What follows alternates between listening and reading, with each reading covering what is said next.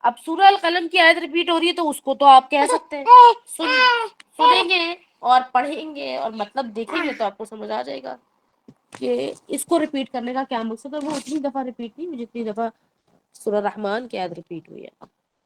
اس کا مطلب یہی ہے نا باجی، اللہ تعالیٰ کی جو بلیسنگز ہیں وہ کاؤنٹیبل نہیں ہے، مطلب ان سے منع نہیں کر سکتے. نہیں، انکار تو کوئی کر ہی نہیں سکتا، انکار جی. لیکن اتنی دفعہ ریپیٹ ہونے کا کیا مطلب ہے؟ ہر تھوڑی دیر میں ایک چیز بتا رہے اللہ سبحانہ تعالیٰ، پھر کہہ رہے ہیں کہ تم اس کو وہ کر رہے یہ ہو. پاورفل ریمائنڈر ہے نا یہ.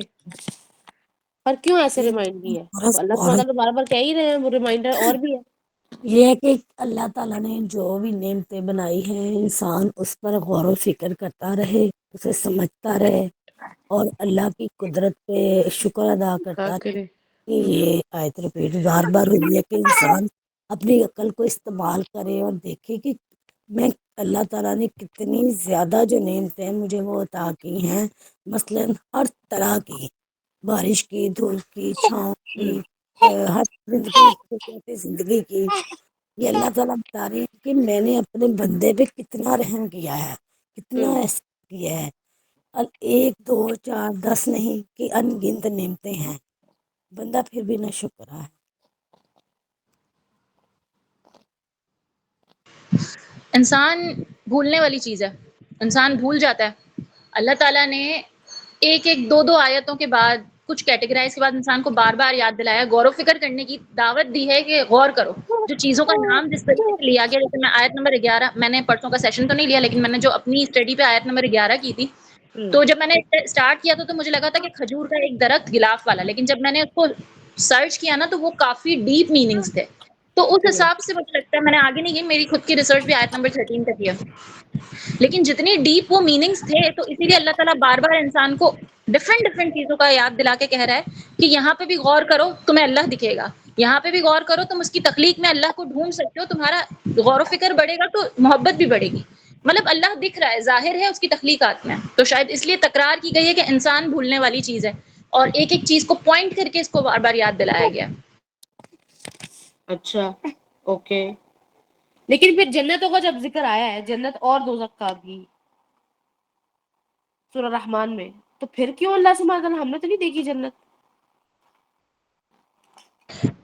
لیکن اللہ نے ہمیں اس کی میں ڈسکرپشن دی ہے، بات تو وہ کرنا. بھی مطلب اللہ کی قدرت کا ذکر ہے. بیسکلی سارے جتنے مظاہر ہیں وہ سب قدرت کے ہیں.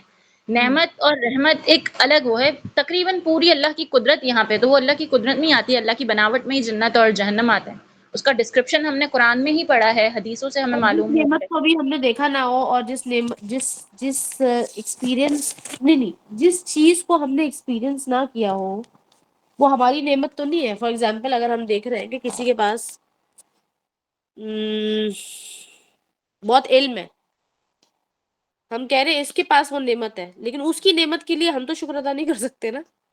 ہم نے دیکھی نہیں لیکن دکھائی تو جا رہی ہے نا، بتائی تو جا رہی ہے نا. تو علم میں غیب کے مطابق ہم اللہ کو بن دیکھے یقین کرتے ہیں نا.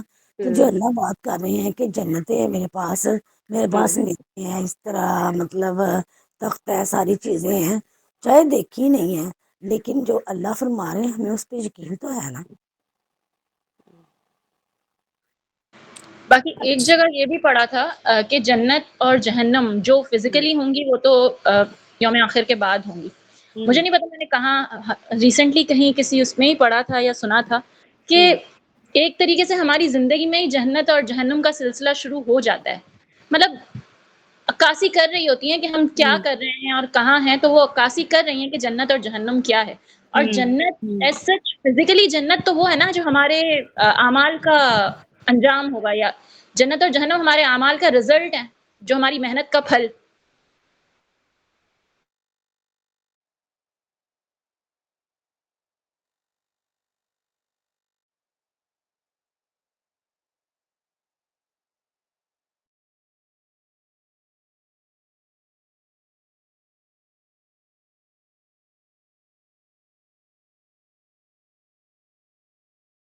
سوری انم، یہاں پر میرے ساتھ ہی وہ بولنا شروع ہو گیا تھا میرا بیٹا. ہاں، آپ نے جو یہ لاسٹ والے چیز شیئر کی ہے کہ دنیا میں ہی شروع ہو جاتی ہے جنت اور جہنم، ٹھیک ہے.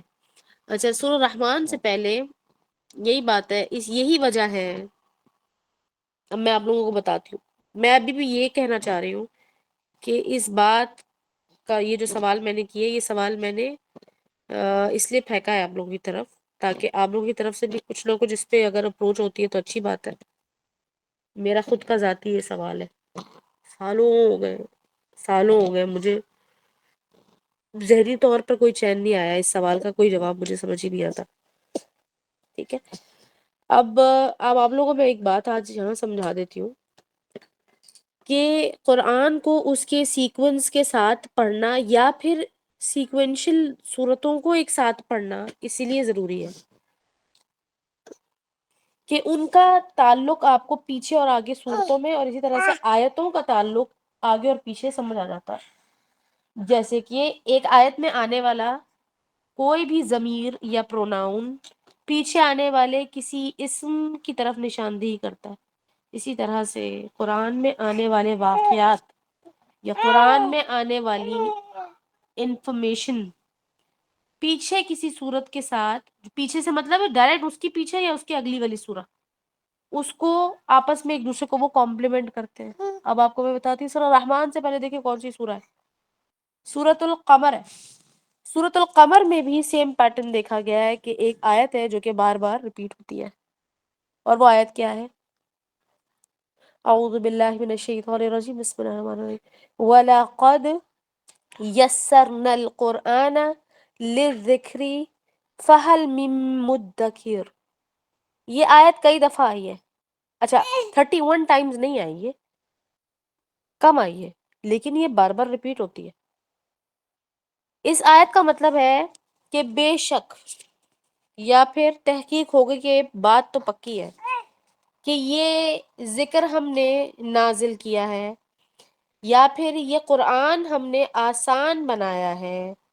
کس لیے؟ للذکر، یاد کرنے کے لیے، یاد دہانی کرنے کے لیے، یاد دہانی کرنے کے لیے. ٹھیک ہے، یاد دہانی کیسے ہوتی ہے؟ 2 دفعہ آپ کو کوئی چیز یاد آتی ہے، آپ ایک اور دفعہ ذہنی طور پر اس کو ریوائز کرتے ہیں. اس لیے یہاں پر للذکر ہی لکھا ہوا ہے، زال شدہ ہے. جب بھی کوئی، یہی میں نے آپ لوگوں کو پہلے بھی بتایا، اور آپ لوگ اس بات پر غور کیا کریں کہ تجوید القرآن، ترجمہ قرآن کے، عربی قرآن کی گرامر، یہ ساری چیزیں آپس میں کیوں جڑی ہوئی ہیں. شدہ کا مطلب ہوتا ہے کوئی لیٹر 2 بار آئے گا، ٹھیک ہے، 2 بار لکھا ہے. للذکری، اب للذکری میں زال 2 بار آیا ہے. جب ہم یاد کرنے کی بات کرتے ہیں وہ ذکر ہوتا ہے، لیکن للذکری کا مطلب ہے نصیحت. اس کا مطلب یاد کرنا نہیں ہے، اس کا مطلب ہے نصیحت. نصیحت جب ہوتی ہے جب آپ کو کوئی بات یاد آئے اور آپ اس کو دوبارہ سے یاد کریں، اچھا اس کے اندر تو یہ بات تھی. آپ کو کوئی چیز کھو گئی ہے تو آپ سوچیں گے کہ اچھا میں آخری دفعہ کہاں کھڑی تھی، میں کچن میں تھی. لیکن آپ دوبارہ سوچیں گے کہ میں کچن میں کر کیا رہی تھی. 2 بار، دوسری دفعہ اکثر یہ چیز یاد آ جاتی ہے، یا پھر دو دفعہ کے بعد آپ کو، یعنی کہ ری وزٹ کرنے کی وجہ سے وہ چیز یاد آ جاتی ہے. اسی طرح سے اللہ سبحانہ وتعالیٰ نے فرمایا کہ یسرنا، آسان کیا 2 بار، یعنی کہ ڈبل آسانی ہے. آسانی ملٹیپلائی بائی 2، کیوں کہ یہاں پر سین پر شدہ ہے. اس کے بعد دیکھیں فہل من مدکر، مدکر کو دیکھیں کیا ہے کہ تم میں سے کوئی ہے جو اس میں مدکر کرے. مدکر کس کو کہتے ہیں؟ تدبر کے بھی آگے کے معنی ہیں، نصیحت یعنی کہ پکڑنے، تدبر آپ نے کیا جی، کیا؟ نصیحت پکڑنے والے کو. ہاں، تدبر کرنے کا مطلب ہے کہ آپ نے بہت غور و فکر کیا ہے، جی، غور و لیکن فکر. غور اور فکر کرنے کے بعد اس کو، اب اس بات پر کنونس ہو جانا اور اس کو اپنا لینا، جو کہ قرآن کا حق ہے نا کہ اس پر عمل کیا جائے، اس کی ٹیچنگز پر. تو اس آیت کو دیکھیے گا، جب آپ اس آیت کو دیکھیں گے اور پھر اس کے درمیان کی آیتوں کو دیکھیں گے، جو یہ آیت ریپیٹ ہو رہی ہے نا بار بار، اس کے درمیان کی آیتوں کو دیکھیں گے تو آپ کو کمپلیٹ سینس سمجھ میں آئے گا. لیکن آپ جیسے ہی سورہ رحمان پر جاتے ہیں تو اس آیت کا آ جانا، جو کہ ابھی آپ لوگوں سے میں نے سوال کیا تھا، وہ بار بار آ رہی ہے. پھر وہ ایک سیٹ آف آیتیں آتی ہے، پھر وہ آیت ریپیٹ ہوتی ہے.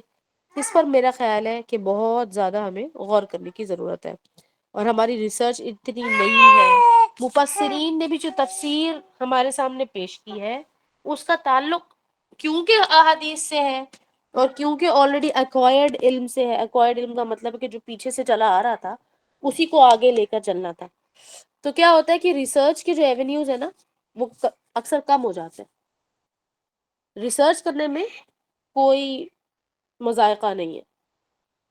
بہرحال یہ تو ایک ایکسٹرا بات تھی جو ہم نے کی تھی، ہمارا ٹاپک سے ہٹ کے تھی یہ بات. آج ہمارا جو ٹاپک ہے وہ اینڈ آف ٹائمز کے اعتبار سے کچھ ایسی عجیب و غریب انفارمیشن ہے، کیونکہ یہ اوور آل قیامت اور قیامت کے آثار، یہ ہے ہی عجیب و غریب علم جس کو ہم کہتے ہیں ایسکیٹولوجی. آپ کو پچھلی کلاس میں سمجھایا تھا کہ ایسکیٹولوجی کیا ہوتی ہے، اور ایسکیٹولوجی ایک باقاعدہ اب سبجیکٹ بن چکا ہوا ہے، اس لیے کیونکہ دنیا میں جو سب سے بڑا مذہب ہے وہ کیا ہے، میں نے آپ کو پچھلی بار بتایا تھا، وہ کرسچینٹی ہے. اس پر ہم نے سوال بھی کیا تھا. کرسچینٹی سب سے بڑا مذہب ہے، اس کے اندر بھی انف انفارمیشن اور نالج موجود ہے اس کے بارے میں، جس کو ہم کہتے ہیں second coming of Jesus Christ. اور پھر آپ چلے جائیں یہودیت میں تو آپ کو وہاں پر بھی بہت ساری چیزیں مل جائیں گی، یہاں تک کہ وہ اس پر اچھا خاصا کام کر رہے ہیں. لہٰذا ہم دیکھتے ہیں کہ ہمارے پاس کچھ عجیب و غریب انفارمیشن جو احادیث سے ہمیں ملتی ہے، کیونکہ قرآن سے تو نہیں ملے گی نا آپ کو. دجال کے بارے میں قرآن میں کچھ نہیں ہے، اس لیے آپ کو کراس ریفرنسنگ کے ساتھ خود ہی کچھ چیزیں اخذ کرنی پڑیں گی، یا بہت ڈیپتھ میں جا کے ریسرچ کرنی پڑے گی، اور لرنڈ لوگوں کے ساتھ بیٹھ کر تھوڑی سی برین سٹارمنگ کرنی پڑے گی تاکہ آپ کسی نتیجے پر پہنچ سکیں، جس کے اندر انکلوڈیڈ ہے سورہ الکہف. اور سورہ الکہف کے علاوہ کچھ اور ٹریسز جو قرآن میں الگ الگ جگہوں پر ملتے ہیں، جو ایسی ہی سپر نیچرل واقعات سے بھرے ہوئے ہیں. اب یہ ویسے تو بہت انٹرسٹنگ ہے، لیکن اس بات کو یاد رکھیے گا کہ اس کا تعلق ہماری ایمانیات سے ہے، اس لیے you have to take it really seriously. اب اس کے بعد جو اہم چیز ہے وہ یہ ہے کہ اگر ہمارے سامنے کوئی چیز آ جاتی ہے تو کیونکہ ایمان کا تعلق اس سے ہے، تو آپ نے دیکھنا ہے کہ وہ چیز جو سامنے آ رہی ہے اگر ایمان کی صحت کو کوئی اثر نہیں پڑ رہا تو آپ اس کو لے لیں گے. کیا صحت کو اثر نہیں پڑ رہا؟ یعنی کہ ایمان نیچے بھی نہیں جانا چاہیے، شک بھی نہیں پڑنا چاہیے. یہی طریقہ ہے کسی بھی فیکٹ چیک کو یا پھر کسی بھی کنکلوژن کو ڈیرائیو کرنے کا، یہ طریقہ ہے. ٹھیک ہے، یہ علم کا کہنا چاہیے ہائپوتھیسس کس طرح سے لیا جاتا ہے.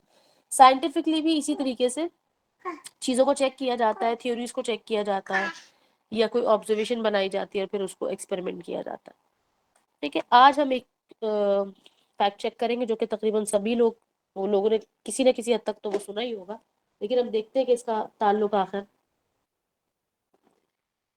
کس طریقے سے ہمارے اس ٹاپک سے بنتا ہے. تو شروع کرتے ہیں. اعوذ باللہ من الشیطان الرجیم، بسم اللہ الرحمن الرحیم.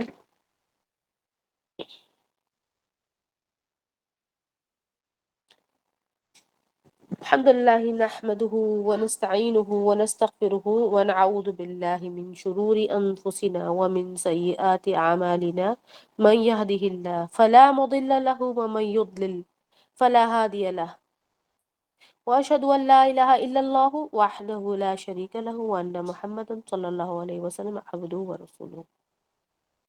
إن أصدق الحديث كتاب الله وأحسن الهدي هدي محمد صلى الله عليه وسلم، وشر الأمور محدثاتها وكل محدثة بدعة وكل بدعة ضلالة وكل ضلالة في النار.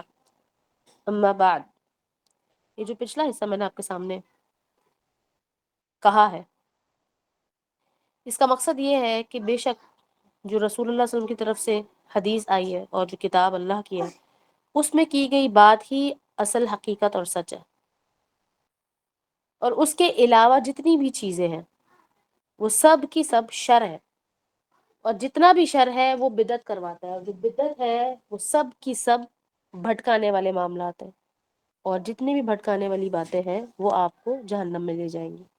لہٰذا ہم صرف ان چیزوں کو لینے کی کوشش کریں گے جس کی آپ کو روایت ٹھوس طریقے سے مل جاتی ہے، جس کی کانٹرڈکٹری کوئی اور روایت موجود نہیں ہے. آج ہمارے پاس ٹاپک آپ نے پڑھ لیا ہوگا کہ اینٹی کرائسٹ کے حوالے سے ہمارے پاس ایسی کیا حدیث میں چیزیں موجود ہیں. جیسے کہ ہم نے پچھلی دفعہ ایک حدیث کا ذکر کیا تھا جس کا تعلق تھا جساسہ سے، اور یہ تمیم الداری کی حدیث ہے.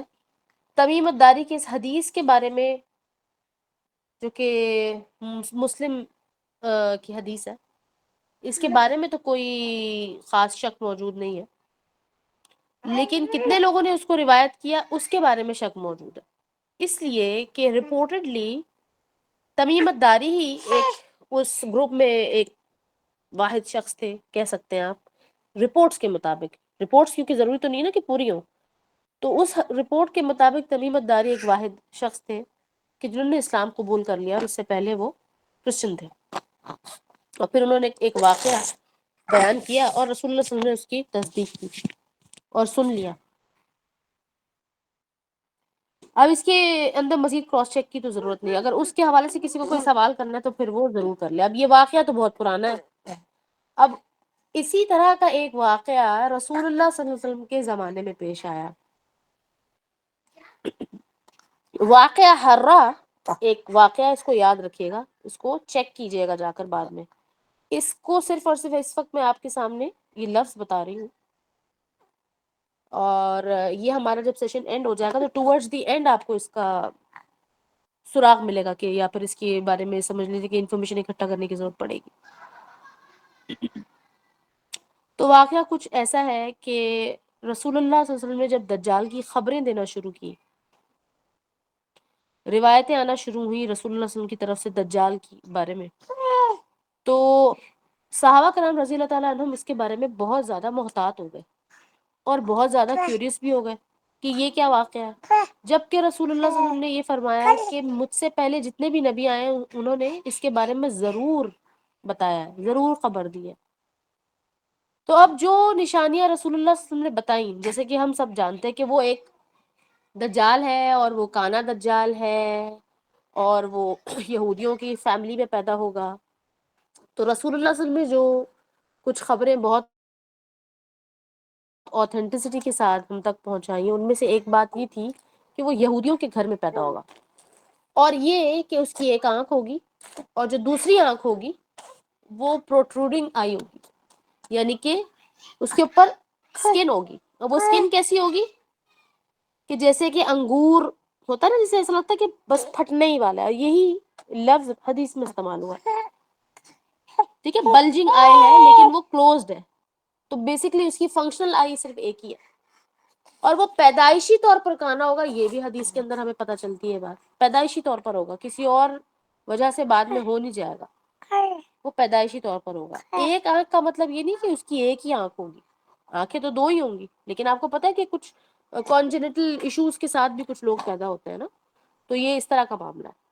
پھر یہ کہ رسول اللہ صلی اللہ علیہ وسلم نے بیان کیا کہ یہ اس کی اولاد نہیں ہوگی. اب اس کے اولاد نہ ہونے سے بہت سارے مطلب نکل سکتے ہیں کہ یہ اسٹیرائل تھا، یعنی کہ امپوٹنٹ تھا، کہ اس کی شادی یا تو نہیں ہوگی، یا یہ بچے پیدا کرنے کے قابل نہیں تھا، یا پھر اس کے بچے ہوئے اور لوگوں کو پتہ ہی نہیں ہے کہ بچے اس کے ہیں، یا پھر اس کا یہ بھی مطلب ہو سکتا ہے کہ اس کے بیٹے کوئی نہیں ہے، کیونکہ رسول اللہ صلی اللہ علیہ وسلم نے جو لفظ استعمال کیا وہ تھا لا ولد، اس کو کوئی بیٹا نہیں ہوگا. یہ بھی تو ہو سکتا ہے. یہ ساری چیزیں ہمیں چیک کرنی ہے. اب واقعہ سنیے گا، ایک منٹ میں آپ کو ذرا شروع کرتی ہوں.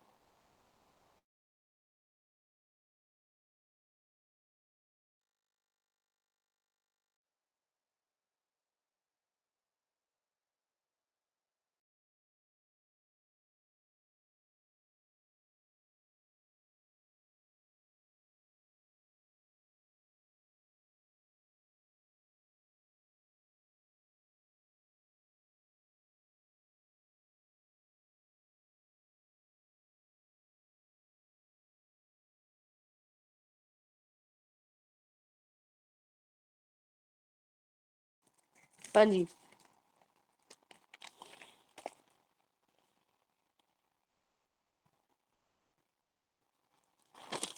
تو خبر کچھ یوں آئی رسول اللہ صلی اللہ علیہ وسلم کے وقت پہ کہ جب رسول اللہ صلی اللہ علیہ وسلم مکہ سے مدینہ ہجرت کر چکے تھے، اور خبر یہ ملتی ہے کہ ایک بچہ پیدا ہوا ہے جس جس جس کی نشانیاں ہو بہو اس سے ملتی ہے جو کہ رسول اللہ صلی اللہ علیہ وسلم دجال کے بارے میں بیان کرتے ہیں، یعنی کہ وہ پیدائشی طور پر کانا ہے۔ اچھا، یہ پیدائش کہاں ہوئی ہے اس بچے کی؟ اس بچے کی پیدائش ایک یہودی فیملی میں ہوئی ہے، اور یہ ایک ہی تھا، ایک، اس کا کوئی بہن بھائی نہیں تھا، صحیح؟ یہ بھی نشانی کے اندر شامل تھی۔ اس کے بارے میں یہ مشہور ہو گیا کہ یہ لوگوں کے دلوں کے حال جان لیتا ہے، اور اس کا حساب کتاب کا جو کچھ علم ہے نا وہ کچھ عجیب و غریب ہے، اور یہ عجیب سی باتیں کرتا ہے۔ تو جب یہ بات مشہور ہوئی تو رسول اللہ صلی اللہ علیہ وسلم تک یہ خبر پہنچی، تو رسول اللہ صلی اللہ علیہ وسلم یہ کہانیاں سن رہے ہیں کہ ایک بچہ اس طرح کا پیدا ہوا ہے اور وہ ایسی باتیں کرتا ہے کہ جس کی باتوں سے یہ گمان ہوتا ہے کہ یہی شاید دجال ہے۔ تو رسول اللہ صلی اللہ علیہ وسلم اپنے صحابہ کرام رضی اللہ تعالیٰ عنہم کے ساتھ جاتے ہیں اس کو وزٹ کرنے کے لیے، اس کو دیکھنے کے لیے جاتے ہیں۔ اور یہ کرتا کیا تھا؟ یہ لوگوں کو ان کے دلوں کے حال بتانا شروع کر دیتا تھا، اور مشہور یہ تھا کہ اسے وحی آتی ہے۔ اس کے بارے میں ایک روایت ہے کہ اس کی ماں جب اس کو یہ خبر ملی نا کہ بچے نے کلیم کیا کہ مجھے وحی آتی ہے، کوئی آتا ہے اور مجھے آسمانوں کی خبریں دیتا ہے، اس نے دعویٰ کیا یہ، تو اس کی جو ماں تھی وہ رسول اللہ صلی اللہ علیہ وسلم کے پاس آئی، ایک روایت کے مطابق کہ رسول اللہ صلی اللہ علیہ وسلم کے پاس آئی اور اس طرح کی اس نے بات کی کہ یا رسول اللہ، میرا جو بیٹا ہے وہ اس طرح کی باتیں کرتا ہے، آپ اس کا معاملہ کیا معاملہ ہے؟ جب یہ بات کنفرم ہو گئی کہ یہ تو بات بالکل سچ ہے کہ کہانیاں پہلے سن رہے تھے، اب دیکھیے جیسے سنی سنائی باتیں ہوتی ہیں نا ہم بھی سنتے ہیں، تو رسول اللہ صلی اللہ علیہ وسلم کی تک جب یہ بات پہنچی ہے تو رسول اللہ صلی اللہ علیہ وسلم اس کی تصدیق کرنے کے لیے گئے اپنے صحابہ کے ساتھ۔ اب یہ تھوڑی دور کے علاقے میں تھا، تو اس کے بارے میں جو ہمیں انفارمیشن ملتی ہے وہ یہ ہے کہ ایک جو قبیلہ ہے بنی مغالہ جس کو کہا جاتا ہے، اس کی طرف یہ رہا کرتا تھا، اور ادھر ہی کے بچوں کے ساتھ کھیلا کرتا تھا، تو یہ کھیل رہا تھا۔ رسول اللہ صلی اللہ علیہ وسلم جب پہنچے تو دیکھتے کہ ایک بچہ ہے جو کہ بالغ نہیں ہے لیکن آلموسٹ بلوغت کے قریب ہے، اور وہ بچوں کے ساتھ کھیل رہا ہے، اور پھر کبھی کبھی اپنے آپ سے بات کرنے لگ جاتا ہے، ٹھیک ہے، جیسے کہ وسپرنگ کرنے لگ جاتا ہے۔ تو اس کو چھپ چھپ کر وہ دیکھ رہے ہیں نا، اس کو بہت غور سے کہنا چاہیے کہ آبزرو کر رہے ہیں کہ اس کی کیا حرکات و سکنات ہے۔ تو رسول اللہ صلی اللہ علیہ وسلم نے اس کو ایک روایت کے مطابق ذرا سی ضرب ماری پتھر سے یا ہاتھ سے اس کی کمر پر، جیسے اس کو توجہ اس کی لینے کے لیے نا، اور اس سے کہا کہ کیا تم گواہی دیتے ہو؟ اب یہ اسی طرح کی ایک اور بھی روایت ہے، وہ بھی میں آپ کو بتاؤں گی کہ کیا تم گواہی دیتے ہو کہ میں اللہ کا رسول ہوں؟ تو اس نے کہا کہ ہاں میں گواہی دیتا ہوں کہ آپ ہی اللہ کے رسول ہیں، میں اس شرط پر گواہی دوں گا کہ اگر آپ اس بات کی گواہی دیتے ہیں کہ میں اللہ کا رسول ہوں۔ تو رسول اللہ صلی اللہ علیہ وسلم نے اس کی عجیب و غریب اس بات پر ظاہر ہے حیرت کی کہ یہ کیا اس نے جواب دیا، ایک بچہ ہے اور جواب کیسے دے رہا ہے۔ دوسرا سوال کیا رسول اللہ صلی اللہ علیہ وسلم نے، اس کو کہا کہ تمہیں کیا دکھتا ہے، کیا دیکھتے ہو تم؟ تو اس نے کہا کہ میں تو پانی پر عرش دیکھ لیتا ہوں، پانی کے اوپر عرش ہے وہ دیکھتا ہوں میں۔ اب پانی پر عرش کی روایت آپ میں سے جنہوں نے ہمارے ساتھ کتاب پڑھی تھی مقاعد الشیطان، ان کو معلوم ہے کہ یہ کہاں پر ہے، اور یہ بھی کہ رسول اللہ صلی اللہ علیہ وسلم نے ایک روایت میں بیان کیا کہ ہر شام کو شیطان یا ابلیس جو ہے وہ پانی کے اوپر اپنا عرش لگاتا ہے، ٹھیک ہے، اپنا تختہ لگاتا ہے، تھرون، اور باقی سارے شیاطین کو بلاتا ہے اور پھر ان میں سے ایک کو جو ہے وہ کراؤن سیریمنی کرتا ہے۔ ان کی جو مشہور حدیث ہے کہ میاں بیوی کے درمیان جس نے جھگڑا کیا ہوتا ہے، ناچاکی پیدا کی ہوتی ہے، اس کو وہ کراؤن پہنا دیتا ہے، ٹھیک ہے۔ تو اس حدیث سے بھی پتہ چلتا ہے کہ یہ پانی پر اپنا عرش لگاتا ہے۔ عرش کا کیا مطلب ہے؟ عرش کا مطلب ہرگز آسمان نہیں ہوتا، عرش کا مطلب ہوتا ہے تختہ، جو کہ بہت بڑے سائز کا ہوتا ہے، بہت جائیگینٹک اور کہنا چاہیے بڑا ہی گلیمرس ہوتا ہے، ٹھیک ہے۔ اب کیونکہ اللہ سبحانہ تعالیٰ کا عرش ہے لہٰذا اس نے تو اس کو کاپی کرنا ہی تھا، تو یہاں سے یہ روایت ہمیں پتہ چلتی ہے۔ بہرحال یہ جو بچہ ہے یہ کہہ رہا ہے۔ اچھا، اس بچے کا نام سنیے گا غور سے، یاد رکھیے گا، اس بچے کا نام ہے صاف ابن سیاد، ٹھیک ہے، ابن سیاد کے نام سے یہ حدیث بھی مشہور ہے، اور ابن سیاد کے نام سے یہ بچہ مشہور ہے. اس کا نام اصل میں صاف تھا، صاف. لیکن ظاہر ہے باپ کے نام سے آپ کو پتہ ہے کہ اس زمانے میں زیادہ مشہوریت ہو جاتی تھی. تو اس نے کہا کہ ابلیس کا عرش ہے، سوری، اس نے کہا کہ مجھے عرش دکھتا ہے پانی پر. تو رسول اللہ صلی اللہ علیہ وسلم نے بیان کیا کہ یہ جو تو عرش دیکھتا ہے یہ تو ابلیس کا عرش ہے. پھر آگے سے اس نے کہا کہ میرے پاس تو آسمانوں سے جن خبریں لے کر آتے ہیں، جھوٹی بھی اور سچی بھی. تو رسول اللہ صلی اللہ علیہ وسلم نے کہا تو ذلیل اور خوار ہو گیا، تو ذلیل ہو گیا، بڑی ذلیل باتیں کرتا ہے تو، یعنی کہ تیرا معاملہ جو ہے وہ خراب ہو گیا. مجھے کیسے پتا چلے گا کہ سچ کیا ہے جھوٹ کیا ہے؟ اچھا اب یہاں پر ہم رکتے ہیں اس روایت پر، اور تھوڑا سا سوچو فکر تھوڑی کریں گے اس بات پر کہ اس کا معاملہ کیا ہے، یہ کیوں ایسے کرتا تھا. اور اگر اتنا ہی عجیب و غریب تھا تو یہ مطلب اس کی ماں اور باپ اس بات کا نوٹس کیوں نہیں لے رہے؟ اس کی ماں نے نوٹس لیا تو رسول اللہ صلی اللہ علیہ وسلم تک یہ بات پہنچائی، سوال کیا. لیکن یہ بات ذہن میں رکھیے گا کہ کیونکہ میں نے آپ کے سامنے منشن کیا ہے کہ یہودی فیملی میں پیدا ہوا ہے، تو یہودیوں کی ٹریڈیشن میں ہے جادو کرنا، منتر پڑھنا اور یہ تمام چیزیں، جس کو آپ اکثر آج کل سنتے ہیں نا، کبالا کا جادو، کبالا کا جادو. تو یہ کبالا کا جو جادو ہوتا ہے یہ وہی ہوتا ہے کہ آپ نے کچھ ایک خاص لیئر آف آسمان سے وہاں کے لوگوں کو بلایا ہوتا ہے. وہاں کے لوگ کون ہوتے ہیں؟ وہ بھی جن ہی ہوتے ہیں، ٹھیک ہے، وہ لیکن بڑے لیول کے جن ہوتے ہیں. تو وہاں سے جو خبریں لے کر آتے ہیں وہ کہتے ہیں کہ یہ زیادہ اوتھینٹک ہے. اکثر آپ نے لوگوں کو دیکھا بھی ہوگا روحانی علم کے نام پر بڑے اس طرح کے کام بھی کر رہے ہوتے ہیں. تو we don't know for sure کہ یہ اس روحانیت کا تعلق کیا اس شیطانیت سے تو نہیں ہے، لیکن کیونکہ یہ چیزیں مبہم ہے اس لیے ہمیں اس سے دور رہنے کا حکم دیا گیا. اور اس کے اندر مزید ڈیٹیلز موجود ہیں. اس کو کہتے ہیں کہانت، کاہن.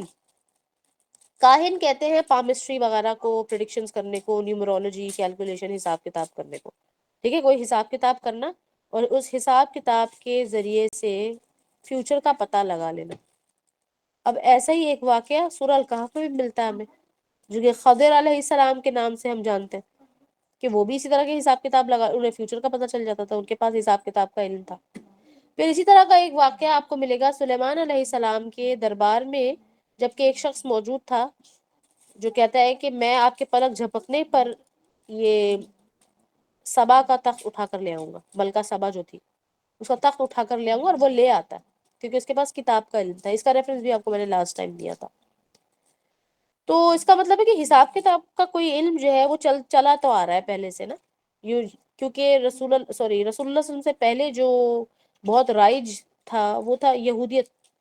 اور یہودیوں کے اندر میں نے آپ کو کہا نا کہ یہ جادو اور جادو ٹائپ کی چیزیں بہت مشہور تھی، کیونکہ سلیمان علیہ السلام کے دور میں اللہ سبحانہ تعالیٰ نے قرآن میں اس کی تصدیق کی. سورہ البقرہ کی آیت نمبر 102 اس بارے میں بہت مشہور آیت ہے، اور جادو کے اتار کے لیے بھی وہ آیت استعمال کی جاتی ہے اور پڑھا جاتا ہے اس کو رقیہ میں. ایک اچھی خاصی لمبی آیت ہے جس کے اندر اللہ سبحانہ تعالیٰ نے 2 فرشتے جس کا نام ہے ہاروت اور ماروت کا ذکر کیا، اور وہ بابل کے شہر میں اتارے گئے اور وہ لوگوں کو جادو سکھایا کرتے تھے.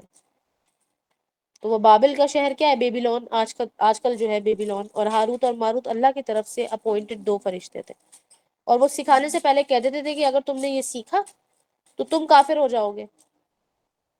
تو اس کا کیا مطلب ہے کہ جادو کا تعلق کفر سے ہے. اس چیز کی آپ کو خالی اس آیت میں نہیں، قرآن کے اور متعدد مقامات پر یہ بھی مل جائے گا. تو یہودی جو اس چیز کو پریکٹس کرتے ہیں، آپ میں سے جن لوگوں نے لٹریچر وغیرہ پڑھا ہے نا ان کو ایک چیز پتا ہوگی، اس کو کہتے ہیں اوریکل. پرانے زمانے میں، یا آپ ایون ناولز وغیرہ بھی پڑھیں نا پرانے زمانے کے وکٹورین ٹائم کے، تو آپ کو پتہ چلے گا کہ اوریکل ایک لوگوں کے بادشاہ ٹائپ کے جو لوگ ہوتے تھے، رولرز جو ہوتے تھے، ان کے پاس اوریکلز ہوتے تھے. اوریکلز کون ہوتے تھے؟ بڑے لیول کے کاہن ہوتے تھے. وہ کوئی پریڈکشنز کرتے تھے حساب کتاب لگا کر اور فیوچر بتا دیتے تھے. اوریکل میں سے ہی ایک اوریکل تھا جس نے فاروق کو بتا دیا تھا کہ موسیٰ علیہ السلام آنے والے ہیں اور وہ تمہارا جو یہ ہے نا کنگڈم پوری ختم کر دیں گے. پھر اسی طرح سے ابراہیم علیہ السلام کے دور میں بھی، سمود اور نمرود کے دور میں بھی یہی معاملہ تھا. تو کہانت جو ہے یہ ایک علم ہے، اور لیکن رسول اللہ صلی اللہ علیہ وسلم کے دور میں اور اس سے کچھ ٹائم پہلے ہی اس چیز کو نل اینڈ وائڈ کر دیا گیا تھا شریعت کے اعتبار سے. ٹھیک ہے، اللہ سبحانہ تعالیٰ نے اس کو سمجھ لیں کہ ڈسمس کر دیا. اب یہ گناہ ہے اس کو کرنا. یہ نہیں بتایا گیا کہ یہ غلط ہے, یہ بتایا گیا ہے کہ یہ ہوگا صحیح لیکن آپ نے اس کے چکر میں نہیں پڑنا. تو پامسٹری بائی دا وے اس کے اندر ہی انکلوڈیڈ ہے. پھر ستاروں کا علم. اچھا, ستاروں کا علم میں بھی الگ الگ شاخیں ہوتی ہیں, لیکن ہر وہ چیز جو کہ آپ کو شرک کی طرف لے جائے یا شک ہو, مبہم ہو, اس کی طرف آپ کو جانا ہی نہیں چاہیے. اور اس لیے بھی کہ فیوچر تو اللہ سبحانہ تعالیٰ کے ہاتھ میں, اللہ سبحانہ تعالیٰ جب چاہیں اسے تبدیل کر سکتے ہیں.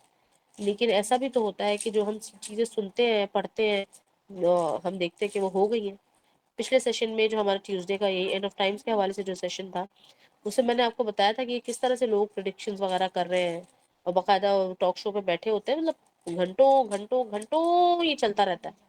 اور ہر نیوز چینل پہ تو یہ بیٹھے ہی ہوتے ہیں, اور اتنے مزے سے, بالکل آپ سمجھ لیں کہ غیرت اور ایمان کا داؤ لگا کر جو ہے وہ ان چیزوں کو ڈسکس کر رہے ہوتے ہیں. تو یہاں پر آپ دیکھ لیجئے کہ یہ یہودیت, ان لوگوں کا یہ ٹریڈیشن تھا. اب ہم آگے چلتے ہیں اس روایت پر, کہ جب رسول اللہ صلی اللہ علیہ وسلم نے کہا کہ تیرا معاملہ تو ذلیل ہو گیا, یعنی کہ تو ذلیل ہو گیا, تو رسول اللہ صلی اللہ علیہ وسلم نے اس کو ایک سوال کیا. کہا کہ میں نے, کیونکہ رسول اللہ صلی اللہ علیہ وسلم نے کیا سنا تھا کہ یہ لوگوں کے دلوں کی بات جان لیتا ہے, حساب کتاب لگا لیتا ہے, اس کو پتہ چل جاتا ہے لوگ کیا سوچ رہے ہیں. تو رسول اللہ صلی اللہ علیہ وسلم نے کہا کہ میں نے تیرے لیے ایک چھپانے والی چیز چھپائی ہے, تو اب تو بتا کہ میں نے کیا چھپایا ہے. تو وہ آگے سے کہتا ہے کہ دکھ دکھ دکھ کرنے لگا. تو ایک روایت سے پتہ چلتا ہے کہ رسول اللہ صلی اللہ علیہ وسلم کہتے ہیں کہ میں نے دکھ ہی سوچا تھا. دکھ کیا, دخان سوچا تھا, لفظ دخان سوچا تھا. تو اکثر لوگوں نے مفہوم میں یہ بھی لکھ دیا کہ دخان کی آیت سوچی تھی, یعنی کہ سورہ دخان قرآن کی ایک سورہ موجود ہے, اس کی ایک آیت رسول اللہ صلی اللہ علیہ وسلم نے سوچی تھی. نہیں, دکھ اصل میں وہ لفظ سوچا تھا رسول اللہ صلی اللہ علیہ وسلم نے. دخان, دخان کا مطلب ہوتا ہے دھواں, اسموک. آپ جا کر اس سورہ کو دیکھیں, اس لفظ کا مطلب ہی اسموک ہے, دا گریٹ اسموک. اوکے, اب اس نے یہ بتا دیا. آگے سے رسول اللہ صلی اللہ علیہ وسلم نے کہا کہ تیرا معاملہ یہی تک تھا, اس سے آگے تو نہیں جان سکتا, کیونکہ دلوں کے حال صرف اور صرف اللہ ہی جانتا ہے, اور کل علم صرف اور صرف اللہ سبحانہ تعالیٰ کے پاس ہے. ٹھیک ہے, اس بات کو یاد رکھیے گا. اس کے علاوہ رسول اللہ صلی اللہ علیہ وسلم جب اس کا تعاقب کر رہے تھے, تعاقب کا مطلب ہے اس کو آبزرو کر رہے تھے اور سپائی کر رہے تھے اس کو, اس لیے کیونکہ ان کو کنفرم کرنا تھا کہ یہ شخص کون ہے. تو اس روایت میں پتہ چلتا ہے کہ یہ جو بچہ ہے یا یہ جو لڑکا ہے, ینگ بوائے جس کو کہتے ہیں, یہ لڑکا درخت کے پاس بیٹھا تھا اور اس کے منہ کے اوپر اس نے اپنے اوپر نا کپڑا ڈالا ہوا تھا, آنکھوں پر, چہرے پر کپڑا ڈالا ہوا تھا, اور کچھ پڑھ رہا تھا, کچھ کہہ رہا تھا, وسپر کر رہا تھا, یا سمجھ لے کہ ممبلنگ کر رہا تھا, بڑبڑا رہا تھا کچھ آپس میں ہی نا. اب کیا کہہ رہا ہے, تو رسول اللہ صلی اللہ علیہ وسلم کچھ اس کے قریب جا رہے ہیں سننے کے لیے, بہت غور سے سن رہے ہیں کہ اس کی ماں پیچھے سے آ جاتی ہے. اور کیونکہ ماں پیچھے سے وہ یہ بات رسول اللہ صلی اللہ علیہ وسلم سے کر آئی تھی نا, کنسلٹیشن لے کر آئی تھی, تو جب وہ دیکھ لیتی کہ محمد صلی اللہ علیہ وسلم کھڑے ہیں, تو وہ ایک دم سے اس کو الرٹ کر دیتی ہے کہ دیکھے بن سیاد, محمد یہاں کھڑے ہیں صلی اللہ علیہ وسلم. اب وہ الرٹ ہو جاتا ہے, سیدھے ہو کے بیٹھ جاتا ہے وہ. تو رسول اللہ صلی اللہ علیہ وسلم نے اس واقعے کے بارے میں فرمایا کہ خدا کی قسم, اگر اس کی ماں اس کو الرٹ نہ کرتی, اس کی توجہ نہ ہٹاتی, تو آج میں جان لیتا کہ یہ بچہ دجال ہے یا نہیں. اب اس کا کیا مطلب ہوا, یہ جو روایت ہمیں ملی ہے اس کا کیا مطلب ہے, اس کو غور سے سنیے گا. اس کے بعد ایک اور روایت آپ کو میں بہت امپورٹنٹ بتاؤں گی. ایک تو یہ کہ رسول اللہ صلی اللہ علیہ وسلم کو جب اس چیز کی خبر ملتی ہے, تو رسول اللہ صلی اللہ علیہ وسلم لوگوں کی خبر دینے کی وجہ سے کراس چیک کرنے چلے جاتے ہیں. ٹھیک ہے, کراس چیک کرنے کی وجہ سے ہمیں اس بات کا پتہ چلتا ہے کہ رسول اللہ صلی اللہ علیہ وسلم نے جو ہمیں خبریں دی ہیں وہ کسی انسان کے بارے میں, وہ خبریں کسی سسٹم کے بارے میں نہیں ہے. اور یہ بھی کہ کیونکہ اس کا ٹائم لائن پتہ نہیں تھا, تو رسول اللہ صلی اللہ علیہ وسلم بھی اس چیز سے ڈر رہے تھے کہ یہ دجال کہیں میرے سامنے ہی اس کا خروج نہ ہو جائے. اب اس بات کو سوچیے گا, جو دو روایتیں پچھلے آپ کو میں نے بتائی ہیں, کہ جب وہ بچہ کھیل رہا تھا اور اس نے اس قسم کی بات کی ہے, تو ان کے ساتھ رسول اللہ صلی اللہ علیہ وسلم اپنے صحابہ کے ساتھ گئے تھے نا, تو رسول اللہ صلی اللہ علیہ وسلم کے ساتھ عمر بن خطاب رضی اللہ تعالیٰ عنہ موجود تھے. تو انہوں نے کہا کہ یہ بالکل مطلب یہ اس کی گردن ہے اور میں یہاں کھڑا ہوا ہوں، اگر آپ کا حکم ہو تو میں اس کی گردن اڑا دوں گا. تو رسول اللہ صلی اللہ علیہ وسلم نے کہا کہ اگر تو یہ دجال ہے تو تم یہ کام نہیں کر سکتے، کیونکہ اس کا سر قلم کون کرے گا؟ عیسیٰ ابن مریم رضی اللہ تعالیٰ عنہ، سوری علیہ السلام کریں گے. اور اگر یہ دجال نہیں تو تم ظلم کر دو گے، یہ غلط ہو جائے گا تمہارا ڈیسیشن. رسول اللہ صلی اللہ علیہ وسلم وہاں سے چلے گئے. اب ان جتنی بھی روایت میں ابن سیاد کا آپ کو تذکرہ ملے گا، آپ کو یہ پتہ چلے گا کہ رسول اللہ صلی اللہ علیہ وسلم نے نہ ہی اس چیز کو ایڈمٹ کیا اور نہ ہی اس کو کمپلیٹلی ریفیوز کیا. اب یہاں سے یہ چیز ثابت ہوتی ہے کہ یہ کسی سسٹم کا نام نہیں ہے، یہ ایک انسان ہے. رسول اللہ صلی اللہ علیہ وسلم نے جو روایات یا جو احادیث بیان کی دجال کے انسان ہونے پر، اس کے پیدا ہونے پر، پھر اس کے گھر والوں کے متعلق اور اس کے کچھ ایٹریبیوٹس کے متعلق، تو وہ تقریباً تمام جو نشانیاں وہ اس پر پوری ہو رہی تھی. اسی وجہ سے رسول اللہ صلی اللہ علیہ وسلم اس کو دیکھنے کے لیے گئے. ٹھیک ہے، تو اس کا کیا مطلب ہے؟ ہمیں بھی ایک انسان کا انتظار ہے. اصل میں بیسیکلی ہمیں انتظار تو نہیں ہے، لیکن اس نے آنا ضرور ہے. لیکن ہم نے یہ دیکھنا ہے کہ ایک بہت اوتھینٹک روایت ہے جس میں رسول اللہ صلی اللہ علیہ وسلم بیان کرتے ہیں کہ دجال اکبر کے ظہور سے پہلے 30 مختلف دور میں آنے والے دجال، جو کہ دجال اصغر ہوں گے، چھوٹے دجال ہوں گے، ان کا ظہور ہوگا. ٹھیک ہے، چھوٹے دجال ہوں گے، تو ہو سکتا ہے یہ ان میں سے کوئی ایک دجال ہو. اب آگے کا واقعہ سنیے گا. اب ہوتا یہ ہے کہ رسول اللہ صلی اللہ علیہ وسلم کی زندگی میں اس نے اسلام قبول نہیں کیا. کافر تھا نا، یہودی تھا. تو رسول اللہ صلی اللہ علیہ وسلم کی وصال کے بعد یہ اسلام قبول کر لیتا ہے، اور پھر ایک قافلے کے ساتھ یہ مکہ جا رہا ہوتا ہے. مدینے سے مکہ جا رہا ہے، صحیح، مدینہ بھی شفٹ ہو گیا، مدینے سے مکہ جا رہا ہے. اور کہاں پر جا رہے ہیں یہ لوگ؟ عمرہ کرنے جا رہے ہیں. تو اب آپ کو پتہ ہے کہ وہ قافلے کی صورت میں ہی ہوتا تھا یہ تمام معاملہ. تو قافلے میں ابو سعید خدری کی روایت ہمیں ملتی ہے کہ وہ کہتے ہیں کہ کیونکہ یہ مشہور تھا اس بارے میں کہ یہی دجال ہے، تو ہم لوگ اس سے بہت خوف کھاتے تھے، اور مجھے بھی بہت خوف آیا اس سے، کیونکہ اس نے اپنا سامان میرے سامان کے ساتھ رکھ دیا. تو میں نے تھوڑی سی کرائیت کا اظہار کیا اور میں نے کہا کہ تم یہاں رکھنے کی بجائے جگہ تبدیل کر دو، اس درخت کی بجائے دوسری درخت پہ رکھ دو، کیونکہ یہاں پر دھوپ آ رہی ہے. یعنی کہ انہوں نے ایک بہانہ سا کیا کہ تم یہاں کی بجائے وہاں رکھ دو. اب یہ سب مسلمان ہو چکا تھا. یہ آیا ابو سعید خدری کے بعد، تو اس نے کہا کہ میں نے یہ بات سنی ہے اور میں اپنے بارے میں جانتا ہوں کہ کیا مشہور ہے، اور مجھے یہ بات بہت بری لگتی ہے. یہاں تک کہ میں اکثر سوچتا ہوں کہ میں اس درخت سے ایک رسی لٹکاؤں اور اپنے آپ کو پھانسی دے دوں، یعنی کہ اپنے آپ کو لٹکا لوں اور میں مر جاؤں، کہ مجھے یہ بات اتنی بری لگتی ہے، اور میں جانتا ہوں کہ میرے بارے میں کیا مشہور ہے. لیکن آگے سے قسم کھا کے کہتے کہ اللہ کی قسم میں دجال نہیں ہوں. اس لیے کہ کیا تم بھول گئے کہ تمہارے رسول نے، تمہارے نبی نے تمہیں کیا خبر دی کہ دجال کی کوئی اولاد نہ ہوگی. ہاں، لیکن میری تو اولاد موجود ہے. میں تو مدینہ میں اپنی اولاد چھوڑ کر آیا ہوں. وہ کہتا ہے میں اپنا بیٹا چھوڑ کر آیا ہوں، اولاد. اور روایتوں کے مطابق پتہ چلتا ہے کہ اس کے تقریباً 9 سے 10 بچے بھی ہوئے تھے. 8 9 10 کا ہنسا ملتا ہے، اس کے بچے ہوئے تھے. لیکن اس بات کو یاد رکھیے گا کہ اس کا کوئی بچہ سروائیو نہیں کیا، وہ مر گئے سارے بچے اس کے کسی نہ کسی ریزن کی وجہ سے. تو بیسکلی یہ کیا رہا؟ یہ چائلڈ لیس رہا. اور پھر جو واقعہ مشہور ہے، آپ نے سنا ہوگا کہ رسول اللہ صلی اللہ علیہ وسلم کے وصال کے بعد جب ایک بہت بڑی جنگ ہوئی تھی، بہت بڑی کہنا چاہیے لڑائی ہوئی تھی، جس میں کہ کافی سارے حفاظ کو شہید کر دیا گیا تھا.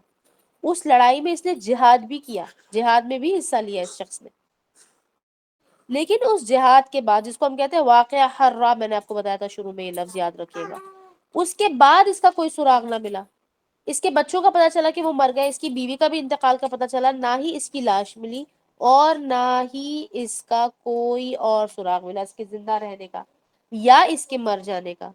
کیونکہ ظاہر سی بات ہے، ایک مشہور پرسنالٹی ہے، چاہے وہ رومرز ہی تھے، چاہے اچھی بات تھی یا بری بات تھی، لیکن وہ سب کی نظروں میں تھا نا. تو اب نظروں میں رہنے کی وجہ سے کچھ نہ کچھ تو خبر مل ہی جاتی ہے، لیکن یہ شخص غائب ہو گیا واقعہ حرہ کے بعد. ٹھیک ہے، اس چیز کو اب آپ نے سرچ کرنا ہے کہ واقعہ حرہ کیا تھا، یہ شخص کہاں چلا گیا. اس کا نام تھا صاف ابن صیاد، یا پھر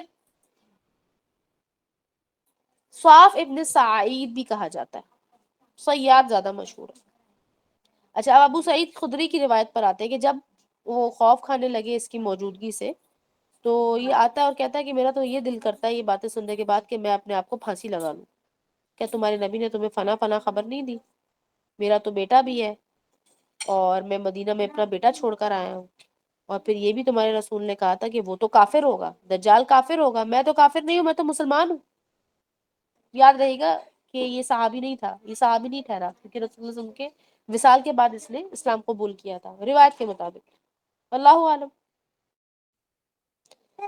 تو ابو سعید خدری کہتے ہیں کہ میں اس کی بات سے کنونس ہو گیا اور میں اس کی بات کو پورے کا پورا ماننے ہی والا تھا کہ اس نے آگے سے کہا کہ خدا کی قسم میں جانتا ہوں کہ دجال کہاں ہے.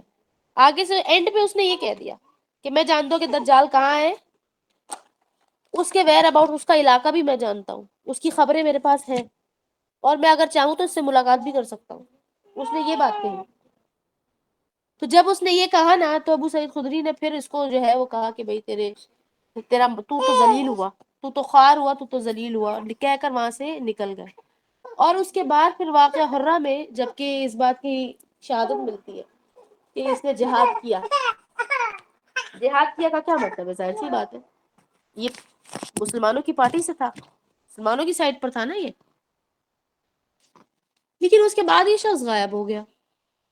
اس کے بارے میں علماء کا کیا اجماع ہے وہ سن لیجئے، غور سے سنیے گا ذرا. کہ علماء کا اجماع اس بات پر ہے کہ جس چیز کے بارے میں رسول اللہ صلی اللہ علیہ وسلم نے خبر دی کہ 30 دجال آئیں گے، تقریباً 30 دجال کا ظہور ہوگا دجال اکبر سے پہلے، تو یہ ان میں سے ایک تھا. لیکن اس بات پر سب متفق ہیں کہ یہ شیطان کا ساتھی یا شیطان کا ایمبیسڈر تھا، اور اس کا تعلق یا اس کا رابطہ اصلی دجال سے بھی تھا. اور اب یاد رکھیے گا کہ جساسہ والی حدیث جب آپ کے سامنے میں نے بیان کی تھی تو اس لفظ جساسہ کا آخر کیا مطلب تھا. تو اب اس لفظ کو دیکھتے ہیں، کیونکہ پچھلی دفعہ میں نے آپ کو کہا تھا کہ یہ لفظ میں آپ کے سامنے رکھ رہی ہوں لیکن میں نے اس کو ایکسپلین نہیں کیا. جساسہ اگر اردو میں بھی دیکھ لیں آپ تو جاسوس سے نکلا، جاسوس. جساسہ تا مربوطہ کے ساتھ آیا حدیث کے اندر ٹیکسٹ میں. تو جساسہ کا مطلب ہے کہ کوئی مونس فگر تھی، مونس مطلب فیمیل فگر تھی. اور صحابیوں نے بھی صحابی تمیمت داری نے جب اس چیز کی خبر دی تو انہوں نے کہا تھا ہمیں یہی لگا کہ یہ عورت ہے، لیکن اس کے جسم پہ بال تھے بہت زیادہ، یعنی کہ جانور نما عورت تھی. اور وہ کہہ رہی ہے کہ میں اس علاقے کی جساسہ ہوں اور میرا سردار یا میرا مالک جو ہے وہ تمہارا انتظار کر رہا ہے. تو اس خبر سے ہمیں یہ بھی پتہ چلا کہ وہاں پر بھی اس آئلینڈ پہ یا اس جزیرے پہ جو شخص تھا یا جو بھی کریچر تھا جو زنجیروں میں جکڑا گیا تھا وہ پہلے سے ہی انتظار کر رہا تھا. اس کا مطلب ہے اس والے شخص کے پاس بھی یا اس کریچر کے پاس بھی اس چیز کی نالج تھی، خبریں تھی، کیلکولیشن اس کی بھی تھی کہ کوئی آنے والا ہے. کیونکہ وہ اسی بات پر حیران ہوئے نا کہ یہ انتظار کیوں کر رہا ہے. مطلب اس کو کیسے معلوم تھا کہ ہم آ رہے ہیں؟ ہمیں تو خود نہیں معلوم تھا کہ ہم یہاں آ رہے ہیں، ہمیں تو راستہ ہی نہیں معلوم، ہم تو اصل اپنی جگہ ہی بھول گئے تھے، راستہ بھول گئے تھے. اور پھر اس نے مختلف خبریں دی اور اس نے کہا کہ فلاں چیز ہے، فلاں ہے. پھر اس نے کہا کہ محمد آ گئے، ٹھیک ہے، اب ان قریب میں کھولا جاؤں گا، مجھے انٹائی کیا جائے گا اور میرا خروج ہوگا. کس کے؟ اللہ کے اذن سے. تو کیا آپ لوگوں نے کبھی ان باتوں کے اوپر غور نہیں کیا؟ یعنی کہ یہ خبریں اور یہ احادیث ہمارے پاس کب سے موجود ہے.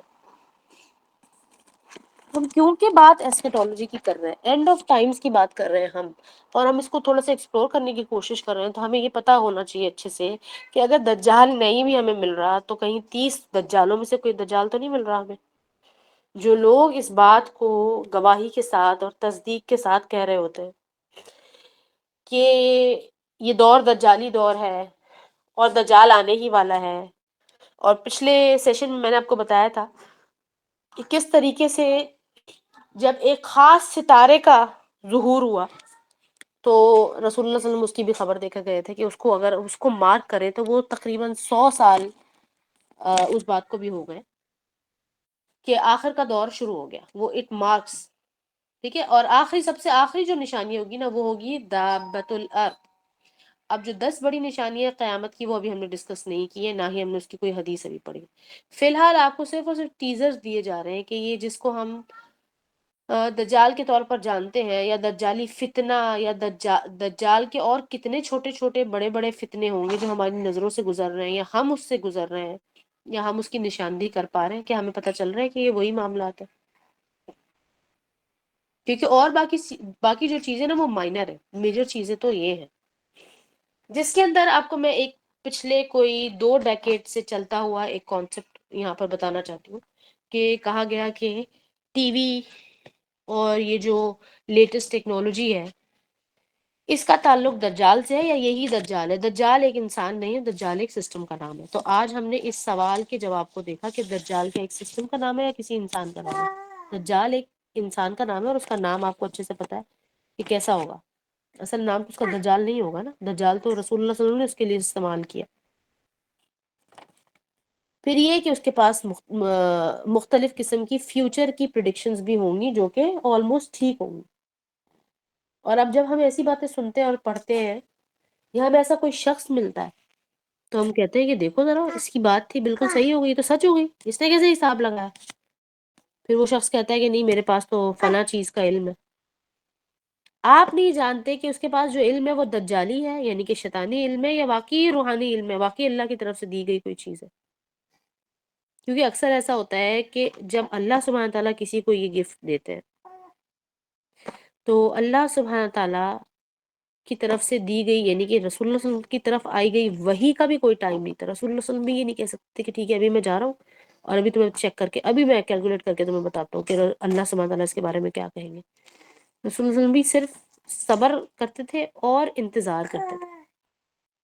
تو کچھ لوگ جو بیٹھ کر کہتے ہیں نا کہ میں چیک کرتا ہوں، ہاں میں تو بتا دوں گا، یہ جو میں نے جو بتایا وہ پکی بات ہے، وہ پکی نہیں ہو سکتی. ہاں کوئی ایسا شخص آپ کو اگر مل گیا وہ یہ کہہ رہا ہے کہ اگر اللہ چاہتا ہے تو مجھے بتا دیتا ہے، تو وہ ضروری نہیں ہوتا کہ وہ چیز پوری پتہ بھی چل جائے، اور بہت سارے موقعوں پر صحیح بھی ہو جاتی ہے. اسی طرح سے بہت ساری خبریں آپ کو بھی مل جاتی ہوں گی، بہت سارے معاملات آپ کو محسوس ہو جاتے ہیں. یعنی کہ جب رسول اللہ صلی اللہ علیہ وسلم نے کہا کہ نبوت کا اختتام ہو گیا، مجھ پر نبوت تو مجھ پر ختم ہو گئی، بس اب چھوٹی چھوٹی چیزیں رہ جائیں گی. وہ کیا ہے؟ جس کو کہتے ہیں الہام. ولایت رہ گئی اور الہام رہ گئے. تو الہام تو کسی کو بھی ہو سکتا ہے. اب اللہ سبحانہ تعالیٰ اگر کسی کو بھی چاہ رہے ہیں کہ الہام ہو جائے، وہ اللہ کی مرضی ہے. اس وقت کیا پوائنٹ ہوگا، وہ کیا کر رہا تھا، اس کی دل کی کیا کیفیت تھی، اس کے دن کیسا گزرا تھا، یا وہ بات کیا ہے جو اس تک پہنچائی گئی ہے. ٹھیک ہے، اس زمرے میں دو چیزوں کو یاد رکھیے گا، رؤیا اور الہام، یا پھر احلام. یہ 3 الگ الگ چیزیں. الہام تو انٹیوشن کو کہتے ہیں، رؤیا ویژن کو کہتے ہیں، کچھ دیکھ لینا، اور احلام خواب دیکھنے کو کہتے ہیں. ٹھیک ہے، جب سوتے ہیں جو خواب آتا ہے وہ احلام ہوتا ہے، وہ ڈریم ہوتا ہے. لیکن سوتے یا جاگنے یا اس کے درمیان میں اکثر کچھ لوگوں کو ویژن آ سکتا ہے یا آ جاتا ہے، اور ہر شخص کو کبھی نہ کبھی ایک دفعہ تو آیا ہوتا ہے، نہیں آیا تو آ جائے گا. یہ ایک ایکسپیرینس ہے جو اللہ سبحانہ تعالیٰ کرواتے ہیں، جس کو ہم کہتے ہیں لوسڈ ڈریمنگ. تو لوسڈ ڈریمنگ از مور ایکوریٹلی نون ایز ویژن، رؤیا. علم الرؤیا ہمارے دین میں موجود ہے، اور امام ابن سیرین جس حوالے سے مشہور ہے وہ علم الرؤیا کے حوالے سے.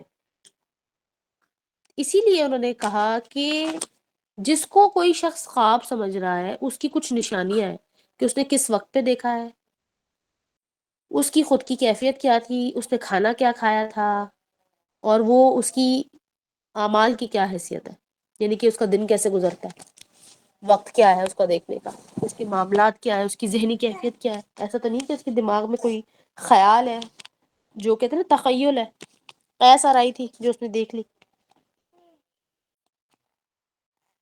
اوکے. پچھلے سیشن میں نے آپ کو بتایا تھا کہ سب کانشیس یا ہائر سیلف، جس کو اکثر ہم کہہ رہے ہوتے ہیں آج کل کی دنیا میں یا میڈیٹیشن کی دنیا میں، ہائر سیلف جس کو کہتے ہیں، وہ ہم لوگ اس کو سب کانشیس کے نام سے جانتے ہیں. کہ شعور، لاشعور، یہ سب کانشیس جو ہوتا ہے یہ تقریباً آپ کہہ سکتے ہیں کہ لاشعور ہوتا ہے. یعنی کہ لاشعور کا مطلب ہے آپ کو پتہ نہیں ہے کہ وہاں جانا کیسے ہے، نہ ہی آپ کو یہ پتا ہے کہ وہ بات یا وہ چیز ذہن میں کیسے آئی، جس کو اکثر میں نے آپ کو بتایا تھا کہ پرابلم سالونگ ایک طریقے سے کی جاتی ہے. اور آئنسٹائن بھی اس چیز کو فالو کرتا تھا. پڑھیے گا ذرا اس کی ہسٹری. وہ کہتا ہے کہ میں چھوٹے چھوٹے نیپ لینے پر بلیو کرتا ہوں، میں اسی طرح سے کیا کرتا ہوں. ایک چیز کو سوچتے سوچتے چھوٹا نیپ لیتا تھا اور پھر مجھے اس چیز کا سولوشن میرا ہی دماغ نکال کے دے دیتا تھا، کیونکہ he connected himself to the higher self of his own body. یہ کہہ سکتے ہیں آپ ہائر سیلف، سب کانشیس کو کہتے ہیں. اب یہ تمام چیزیں اتنی مبہم، اتنی کانسپیکوس یا ایمبیگوس کہنا چاہیے، مکس ہو گئی ہیں، اتنی زیادہ مکس ہو گئی ہیں کہ آپ یہی نہیں ڈفرینشیٹ کر پائیں گے کہ سچ کیا ہے، جھوٹ کیا ہے. یہ قیامت کی سب سے بڑی نشانی ہے. اس بات کو یاد رکھیے گا کہ میڈیٹیشن کیا ہو رہی ہے، شیطانی علم کیا ہے، روحانیت کیا ہے، الہام کیا ہے، یہ بندہ سچ بول رہا ہے، جھوٹ بول رہا ہے، یہ سائیکالوجی کی کوئی بات کر رہا ہے یا پھر واقعی میں اسلام سے ریلیٹڈ یا اللہ کی طرف سے آیا گیا کوئی میسج کے بارے میں بات کر رہا ہے. کیا آپ کو لگتا ہے کہ اللہ کی طرف سے کسی بھی میسج آنے کی مزید ضرورت ہے، یا کوئی چیز اللہ کی طرف سے رہ گئی ہے بتانا قرآن میں؟ جو رہ گئی ہوگی، اور وہ ظاہر سی بات ہے اللہ سبحانہ تعالیٰ وہ چانس پہ نہیں رہی ہوگی، وہ اللہ کی پلاننگ ہے. جیسے کہ دجال کے بارے میں تو ہے ہی نہیں قرآن میں، نئے عذاب قبر کے بارے میں آپ کو زیادہ خبریں ملیں گی. یہ سب تو حدیث سے ملتا ہے، یعنی کہ جو کچھ رہ گیا وہ حدیث سے مل سکتا ہے آپ کو.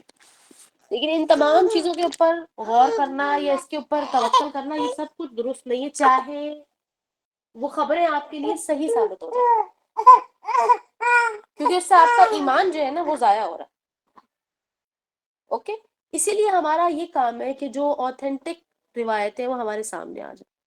اب ہم نے اس ویک ہم نے دیکھ لیا کہ دو چیزیں ہم نے ڈی بنک کی ہیں، اور وہ ایک تو یہ تھا کہ کیا دجال آلریڈی پیدا ہو چکا ہے، جو ہمیں تمیمت داری کی روایت سے پتہ چلتا ہے، آئلینڈ والی جو روایت تھی جساسا والی. اور دوسری آج ہم نے یہ دیکھی کہ ابن سیاد کون تھا، کون سا بچہ تھا، کون سا لڑکا تھا جو پیدا ہو گیا، اور اس کی ایسی کیا نشانیاں تھیں.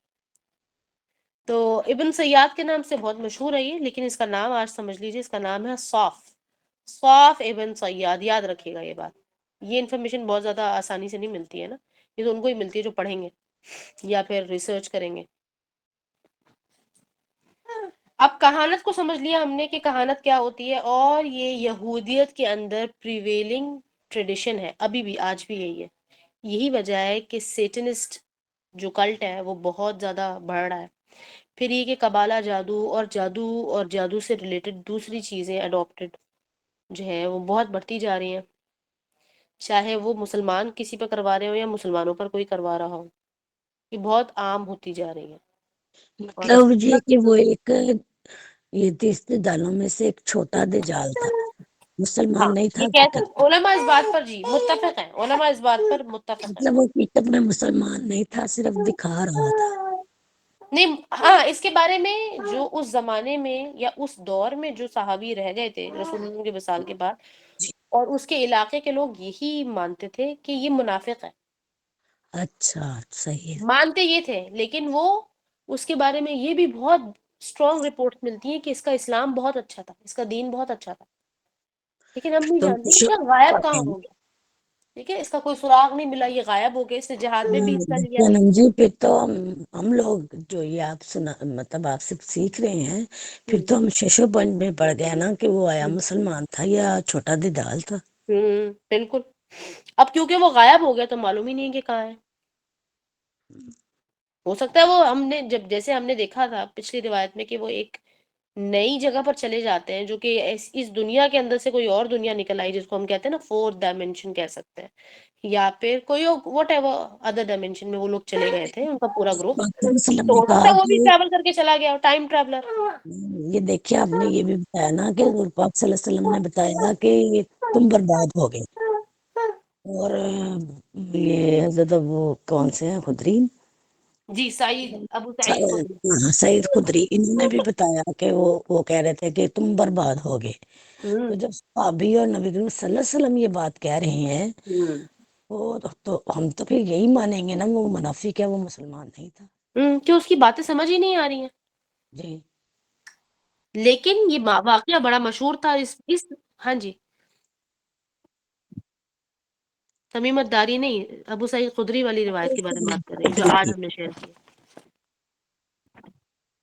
وہی ابن دجال کا سیاد کی، آج ہم نے ابن سیاد کو ڈسکس کیا. جی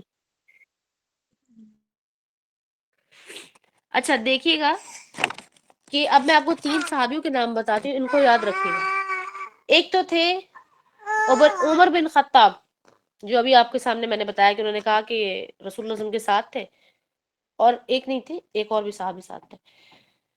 تو عمر بن خطاب کہتے ہیں کہ یہ اس بچے کا گلا ہے اور یہ میری تلوار ہے، میں اس کا سر قلم کر دیتا ہوں اگر آپ کا حکم ہے تو انہوں نے بھی قسم کھائی اور انہوں نے مانا، کنونس تھے کہ یہی دجال ہے. کیوں کنونس تھے؟ کیونکہ جو نشانیاں رسول اللہ صلی اللہ علیہ وسلم نے بتائی تھی اس لحاظ سے، اور اس لیے بھی کہ وہ رسول اللہ صلی اللہ علیہ وسلم کی بتائی ہوئی ہر چیز پر من ویسے ہی مان لے آتے تھے، اس پر ان کو شک نہیں تھا. پھر دوسرے عبداللہ بن عمر، وہ بھی اس بات پر قسم کھاتے تھے. اور پھر جابر بن عبداللہ، یہ ایک ہی بائی دا وے ایک ہی فیملی کے 3 لوگ ہیں، یہ اس بات پر قسمیں کھایا کرتے تھے. کہتے تھے کہ خدا کی قسم وہ شخص ابن سیاد ہی دجال ہے. اور بھی تو چیزیں ہیں نا دیکھنے والی، کیونکہ غائب بھی تو ہو گیا. اور ہمیں یہاں سے کیا پتہ چلتا ہے؟ دیکھیے اب غور سے سنیے گا. ہمیں یہ پتہ چلتا ہے، پچھلی سیشن میں نے آپ کو بتایا تھا کہ اگر تو دجل یعنی کہ دھوکہ ہے بہت بڑا، دا گریٹ ڈسیپشن جس کو کہتے ہیں نا، دا گریٹ ڈسیپشن، وہ یہی ہے دجل. دجال کا آنا از دا گریٹسٹ ڈسیپشن.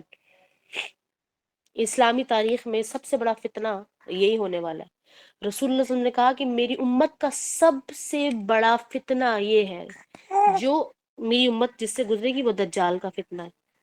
آگے سنیں، رسول اللہ صلی اللہ علیہ وسلم نے دجال کے علاوہ بھی کسی فتنے کی بات کی، اور وہ کیا ہے؟ مال اور عورت. لیکن دجال کے بارے میں کہا کہ یہ سب سے بڑا فتنہ ہے. پھر رسول اللہ صلی اللہ علیہ وسلم نے یہ بھی فرمایا کہ میری امت کو اس بات کا شرف حاصل ہے کہ وہ دجال کے فتنے سے گزرے گی اور پھر اس سے لڑائی کرے گی، یعنی کہ جنگ ہوگی نا. ٹھیک ہے، تو وہ بھی رسول اللہ صلی اللہ علیہ وسلم کی امت ہی ہے سب. اب یہاں پر ایک اور فگر ہے، حضرت عیسیٰ علیہ السلام کے بارے میں نے آپ سے ڈسکس کیا پچھلے سیشن میں، جو کہ ہم نے اس کو بہت ابھی ڈیٹیل نہیں ابھی ٹچ کی. لیکن پھر ایک اور فگر آتی ہے، ایمرج ہوتی ہے، جس کا ہمیں انتظار ہے. ہم کہتے ہیں امام مہدی. شیعوں کے بارے میں بھی آپ کو پتہ ہے کہ وہ لوگ تو بہت ہی زیادہ، بلکہ وہ کہتے ہیں کہ امام مہدی کا ظہور ہو، وہ تو دعائیں کرتے ہیں باقاعدہ اس طرح کی. اور اس کو ہرگز بھی آپ اگنور نہیں کر سکتے کہ ان کا جو بھی عقیدہ ہے، ان کے پاس جو نالج ہے یا انفارمیشن ہے، جو روایت ہے جس کے اوپر وہ اکتفا کر رہے ہیں. اور اسی طرح سے ہم بھی امام مہدی کا انتظار کر رہے ہیں. اور آپ کو بتایا تھا پچھلے سیشن میں کہ وہ ایک ہی رات میں اللہ سبحانہ وتعالیٰ ان کی اصلاح کر دیں گے. ہمارا کام یہ ہے کہ ہمارے پاس جو آتھینٹک موسٹ روایت ہے نا، کم سے کم ان کو تو ہم جان لیں نا، آتھینٹک ہیں، جو صحیح ہیں بالکل، جس پر کوئی شک نہیں ہے، ان کو جان لیں اور ان کو تھوڑا سا ٹٹول لیں. یعنی کہ اس کے کانٹینٹ کو دیکھ لیں کہ کیا ہے، اس پہ کیا کہنا چاہ رہے ہیں اور اس میں ہمارے لیے کیا ہے. تو آج ہمیں پتہ چلا کہ یہ دجال کوئی سسٹم وغیرہ نہیں ہے، یہ ایک انسان ہے. اور دوسری بات یہ کہ دجال کا جو مسئلہ ہے یا دجال کا جو معاملہ ہے، اس کو اوور کم کرنے کے لیے ہمارے پاس کچھ سرٹن انفارمیشن کا ہونا بہت ضروری ہے. اور اس کو آپ نے وہ بار بار چیک کرتے رہنا ہے کہ آپ کو وہ باتیں یاد ہیں، بھول تو نہیں گئے آپ. اس پورے واقعے سے ہمیں کیا پتہ چلتا ہے؟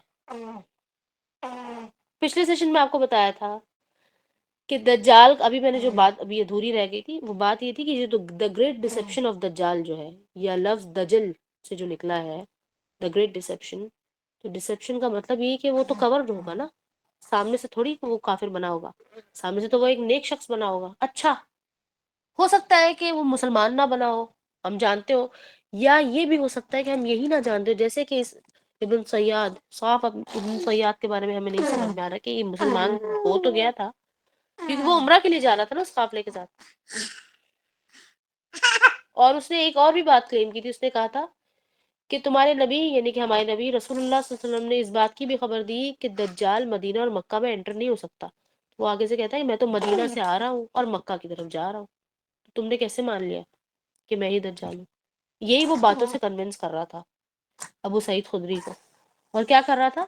ایک نیکی کا کام بھی کر رہا تھا، کیونکہ تھوڑی دیر کے لیے پڑاؤ ڈالتے تھے نا قافلہ، تو وہ سامنے سے اپنی بکری لے کر آیا، سامنے باندھا اور بکری کا دودھ نکال کر ابو سعید کے لیے لے کر آیا. اور وہ تو پہلے ہی ان کو خوف آ رہا تھا اس سے، اس کی پریزنس سے کہ ہمارے آس پاس نہ الجھن ہوتی ہے نا جیسے. تو وہ ساتھ وہ پیش کر رہا ہے اور باتیں کر رہا ہے، کنونس کر رہا ہے. اس پوری روایت سے باقی یہ بات دیکھیں جہاں پر مسٹری کی سمجھ میں نہیں آ رہی ہے کہ وہ کہاں سے آیا، کہاں کو گیا، اس کے دماغ میں کیا تھا، تو ہم یہ مان سکتے ہیں کہ ایک یہودی تھا، پہلے وہ کسی قسم کے منتر پڑھتا تھا، شیطان اس کے پاس آتے ہوں گے تو اس کو خبریں ملتی. صاف صاف تو بول رہا ہے، وہ کہہ رہا ہے کہ میرے پاس جن آتے ہیں آسمان کی خبریں لے کر، جھوٹی اور سچی. صاف تو کہہ رہا ہے وہ.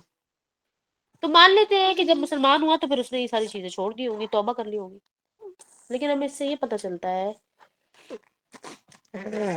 کہ جیسے ہی کنفیوژن ابھی پھیلا اس روایت کو سمجھنے اور پڑھ لینے کے بعد، بالکل ایسے ہی کنفیوژن اس وقت بھی پھیل جائے گا. یہ شخص جب کہ دجال کا خروج ہوگا تو یہ اپنے ایٹریبیوٹس، اپنے سوشل سروسز سے ایسے ہی لوگوں کو کنفیوز کر کے رکھے گا. اس کے پیچھے یا تو محرکات ہوں گے، یعنی کہ ہو سکتا ہے کہ اس کی حرکات اور سکنات ہی ایسے ہو کہ وہ جان کر رہا ہو، اور ہو سکتا ہے کہ ویسے ہی انجانے میں وہ سب کر رہا ہو، لیکن اس کی ظہور ہونے کے بعد اس کی جو چیزیں ہیں جو نظر آ رہی ہوں گی، جو سمجھ آ رہی ہوں گی، وہ ایسی ہی ہوں گی. یہ آپ کو سمجھنا ہے کہ وہ ہمیں ایک نیک شخص لگے گا. جیسے کہ ہم بہت سارے بڑے بڑے سیلیبریٹیز کو جانتے ہیں جن کا ہمیں پتہ چلتا ہے کہ ان کی پتہ نہیں کتنی بلین ڈالرز، کیونکہ آج کل تو یہ بہت ساری ریلز اور ان چیزوں میں اب چھوٹے چھوٹے بچوں کو بھی پتا ہوتا ہے کہ بلینر کون ہے، ملینر کون ہے. تو جب آپ ان چیزوں کو دیکھتے ہیں، سنتے ہیں، تو آپ کو پتہ چلتا ہے کہ یہ لوگ بہت بڑے لیول پہ چیریٹی بھی کرتے ہیں، بہت بڑے بڑے لیول پہ. اور یہ کوئی جھوٹ نہیں ہوتا، یہ سچ ہوتا ہے. ابھی ریسنٹلی یہ جو معاملہ ہوا ہے کیلیفورنیا فائرز کا، اس میں ایک ان کی سیلیبریٹی ہے بڑی مشہور، آئی تھنک اس کا نام ہے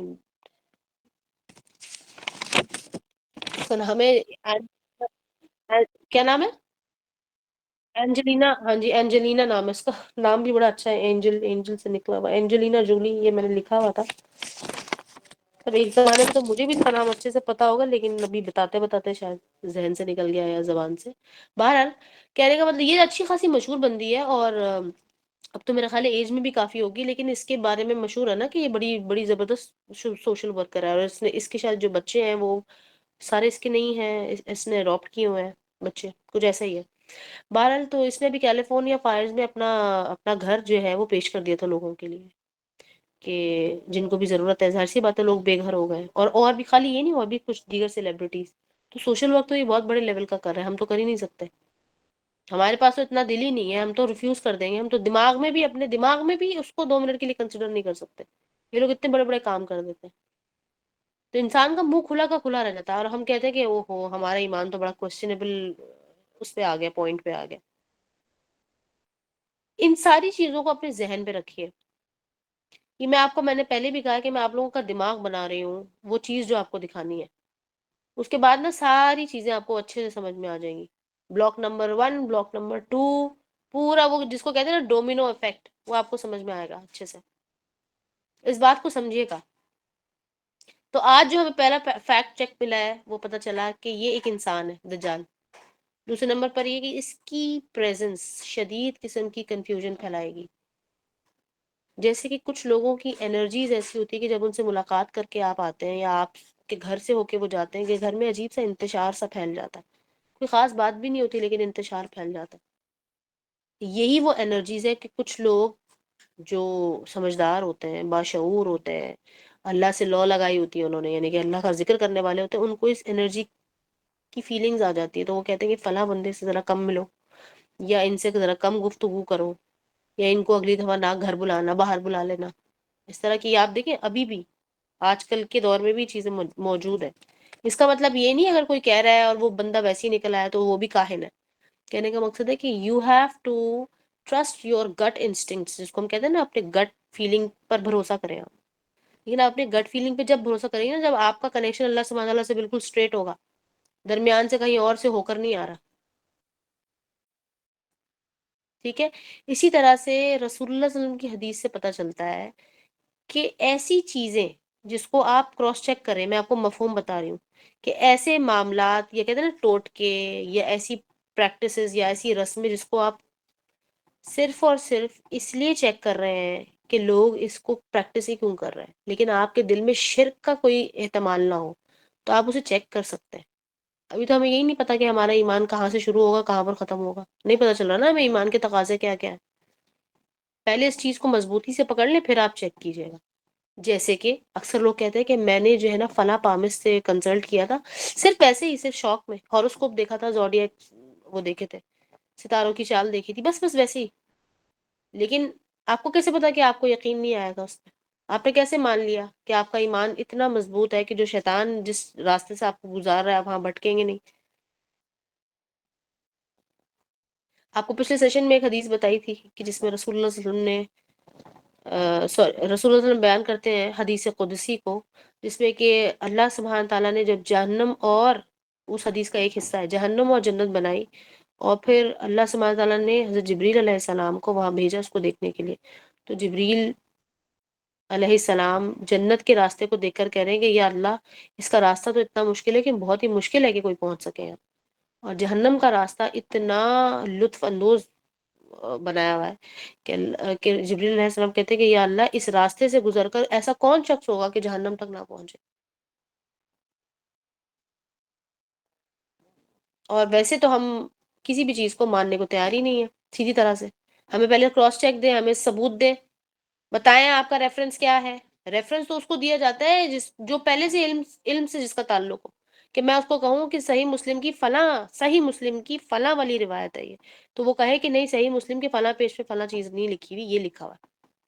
میں آپ کو کہوں کہ انٹرنیشنل جو نمبرنگ آف حدیث ہوتی ہے وہ ہے، اور پھر میں آپ کو کہوں کہ نہیں یہ احادیث میں سے ہے، تو آپ کہیں کہ احاد کیا ہوتا ہے. جب آپ کو ان 4-5 چیزوں کے نام ہی نہیں معلوم، ٹرمز ہی نہیں پتا، ان کی ڈیفینیشن ہی نہیں معلوم، تو آپ کو کیا ریفرنسز دینے میں نے؟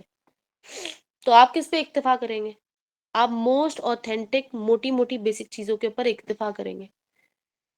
کیا آپ کو پتا ہے کہ جوتے پہن کے نماز پڑھی جا سکتی ہے؟ آپ میں سے کتنے لوگوں کو پتا ہے کہ جوتے پہن کے نماز پڑھ سکتا ہے؟ بتائے، کون بتائے گا مجھے؟ اس کا تعلق ہرگز کسی بھی فرقے سے نہیں ہے، کسی بھی مسلک سے نہیں ہے. جی بتائیں. وہ اس طرح ہے کہ اگر جوتے بالکل صاف ہیں آپ کے یا نئے ہیں، ان میں کوئی گندگی نہیں لگی ہوئی، تو پھر آپ نماز پڑھ سکتے ہیں. صحیح ہے. اور ساتھ آپ کیا کہیں گے؟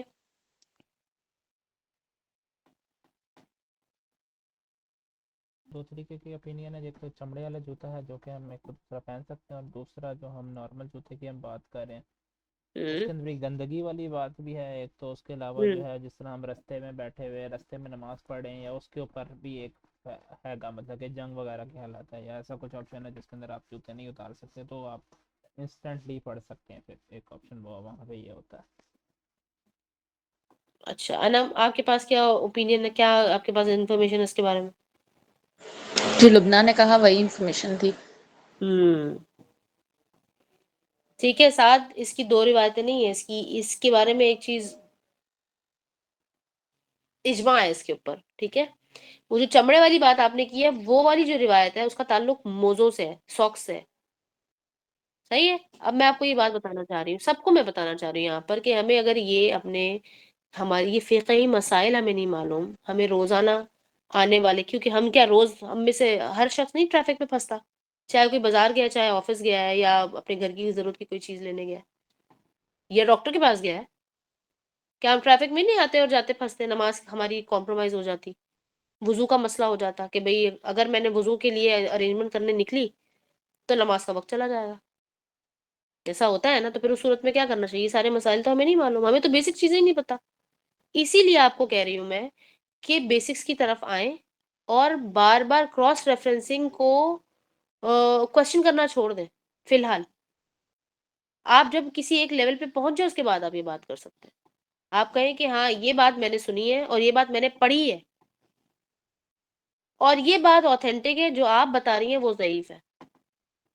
کہ obvious سی بات ہے، اوتھینٹک بات کا وزن زیادہ رہے گا، اوتھینٹک حدیث کا وزن زیادہ رہے گا اور اس سے بھی زیادہ قرآن کا وزن رہے گا. اچھا یہاں پر آپ لوگوں کی بات، آپ کے سامنے میں نے ایک سوال رکھنا ہے، بہت مشکل ہے اس کو جاننا ہے جو سوال ابھی آپ کے سامنے میں رکھوں گی، کیونکہ میں چاہتی ہوں کہ بار بار آپ لوگوں کے سامنے کچھ ایسی چیزیں لاؤں جس سے آپ کو اندازہ ہو جائے کہ علم کا حاصل کرنا پراپر چینل کے ذریعے، پراپر طریقے سے، ایجوکیشن کے ایٹیکیٹس کے ساتھ کتنا ضروری ہے. یہ میں آپ کو بتانا چاہ رہی ہوں. سوال یہ ہے کہ سلیمان علیہ السلام، نبی گزرے نا، داؤد علیہ السلام کے بیٹے، انہوں نے ایک دعا کی. دعائیں تو ان کی ایک نہیں، تین تقریباً دعائیں ان سے ہمیں ملتی ہیں قرآن کے اندر جو اللہ سبحانہ وتعالی نے ریٹ کی ہیں، جس میں سے ایک مشہور دعا آپ جانتے ہی ہیں، آپ لوگوں کو سکھائیے، یاد کروائیے. رب اوزینی ان اشکر نعمتک التی انعمت علی وعلی والدی وان اعمل صالحا ترضاه وان تدخلنی فی عبادک الصالحین. اس والی دعا کے علاوہ ایک اور دعا ہے جو مشہور ہے، جو ہم کرتے نہیں ہیں حالانکہ کرنی چاہیے. اس دعا کا مطلب کیا ہے کہ اے میرے اللہ، مجھے ایسا ہدیہ دے، ایسا گفٹ دے، ایسی کنگڈم کا گفٹ دے کہ جیسے نہ تو نے پہلے کسی کو دی ہے اور نہ ہی میرے بعد آنے والے کسی بھی شخص کو ایسی کنگڈم دینا، ایسی ملکیت کسی کو نہ دینا. ایسی دعا کیوں کی انہوں نے؟ یہ سوال ہے. آپ میں سے کون جانتا ہے کہ انہوں نے یہ دعا کیوں کی؟ کہ اوور کانفیڈنس کا شکار تھے وہ؟ کیا انہیں خدا نہ خواستہ اللہ سبحانہ تعالیٰ پر کوئی شک تھا؟ کیا اللہ سبحانہ تعالیٰ ان سے بہتر شخص نہیں پیدا کر سکتے تھے؟ کیا اللہ کی پلاننگ میں ایسا نہیں ہو سکتا کہ ان سے بہتر کوئی شخص آتا اور اس کو ڈومینین ان سے بھی بہتر یا ویسی ہی مل جاتی، ویسی ہی ڈومینین ملتی؟ انہوں نے کیا اللہ پر شک کر لیا نعوذ باللہ نبی ہونے کے باوجود، اور نے کہا کہ اللہ آپ نے دینا نہیں کسی کو، صرف مجھے دینا.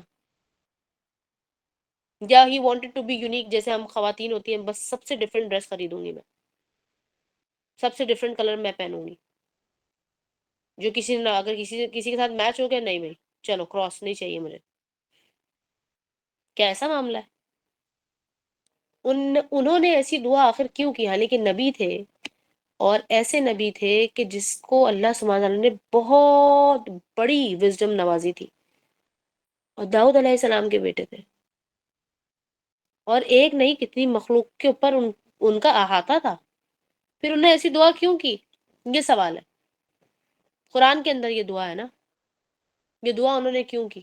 کیا ہوا تھا؟ ایسا کیا واقعہ ہوا کہ انہوں نے یہ دعا کی کہ جس سے ان کو فیوچر کا کچھ پتہ لگ گیا، انہیں اندازہ ہو گیا کہ اس کا تعلق فیوچر سے کچھ ایسا نہ ہو جائے، لہٰذا انہوں نے ایسی دعا کر لی اللہ سے.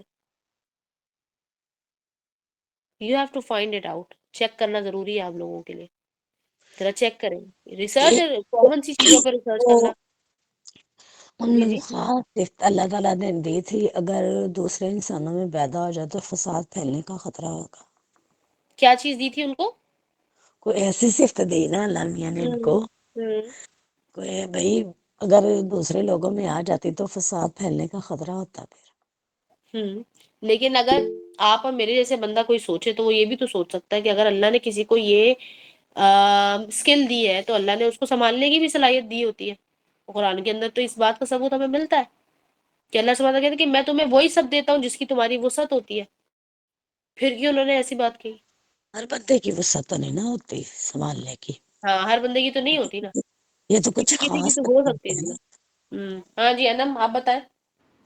مجھے بتانا نہیں ہے، مجھے پوچھنا ہے. آپ نے جو دعا پڑھی وہ اس قرآن کی کون سی آیت ہے؟ مطلب اگر ہم لوگ سرچ کریں گے تو یہ پتا ہونا چاہیے نا کس حصے کی ہے. کون سی والی دعا؟ یہ جو آپ نے بتائی نا ابھی پہلی والی دعا یا دوسری والی؟ جس میں آپ نے کہا نا انہوں نے بادشاہت مانگی، تو آپ نے کوشچن کیا ہاں کہ انہوں نے کیوں مانگی تھی، وہ والی. ہاں بالکل بالکل ٹھیک ہے. یہ دعا سن لیں پہلے.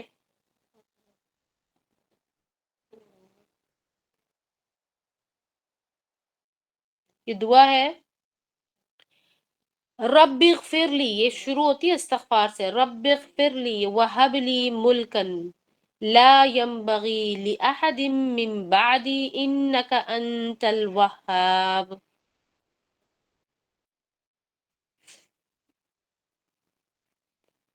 ٹھیک ہے، یہ دعا آپ لوگوں نے سنی ہے کبھی؟ یہ آپ لوگوں کی ایون ان اپلیکیشنز میں بھی موجود نہیں ہے. یہ سورہ صاد کی دعا ہے، سورہ صاد، صاد لیٹر صاد ہے نا، اس نام سے ایک دعا موجود، ایک سورہ موجود ہے. سورہ صاد کے اندر تقریباً 30 آیتوں کے بعد یہ آپ کو مل جائے گی. میں آپ کو ایگزیکٹلی نمبر دیکھ کے بتا دیتی ہوں، تقریباً 30 سے 35 آیتوں کے بعد آپ کو یہ دعا مل جائے گی انشاءاللہ. آئی ہوپ کہ میرا نمبر بالکل ٹھیک ہے. جی ہاں بالکل، آیت نمبر بلکہ ہے ہی 35. قال رب اغفر لي وهب لي ملكا لا ينبغي لأحد من بعدي إنك أنت الوهاب. جی جی جی، سورہ صاد بالکل بہترین. پہلے تو اللہ سبحانہ تعالیٰ سے انہوں نے استغفار کیا ہے. اس کا کیا مطلب ہوا؟ اس کا مطلب ہوا کہ یہ جو چیز وہ مانگ رہے ہیں اس کے لیے استغفار بھی کر رہے ہیں. ذرا سوچے تو صحیح. اچھا، اس کا تعلق دجال سے ہی ہے بائی دا وے، یہ میں تھوڑا سا آپ کو بتا دیتی ہوں. لیکن اس کو آپ نے پلیز چیک کرنا ہے خود سے، چھوٹی سی چیز ہے، دیکھیں کہ آپ کو مل رہی ہے. اسی طرح سے میں نے آپ لوگوں کو ایک سوال شروع میں بھی کیا تھا، وہ اس سیشن سے ریلیٹڈ نہیں ہے لیکن وہ میرا ذاتی بھی سوال ہے، اور آپ لوگ بھی دیکھیں کہ اگر آپ کو اس سوال کا جواب ملتا ہے تو. کبھی کبھار ایسی چیز ہوتی ہے نا جو آپ کو بہت تنگ کرتی ہے ذہنی طور پہ. مجھے یہ چیز تنگ کرتی ہے ہمیشہ سے، ہمیشہ سے. سورہ رحمان کے اندر یہ آیت اتنی دفعہ کیوں آئی ہے؟ آلموسٹ 30 یا 31 ٹائمز آئی ہے. 31 مرتبہ تو ہے. یہ نمبر میرے ذہن میں بیٹھا ہوا ہے، اسی وجہ سے ابھی مجھے یہ سعود کا بھی نمبر یاد آ گیا تھا. اور سعد بھی موجود ہے یہاں، یہ سعد الگ ہے اور وہ سعود ہے.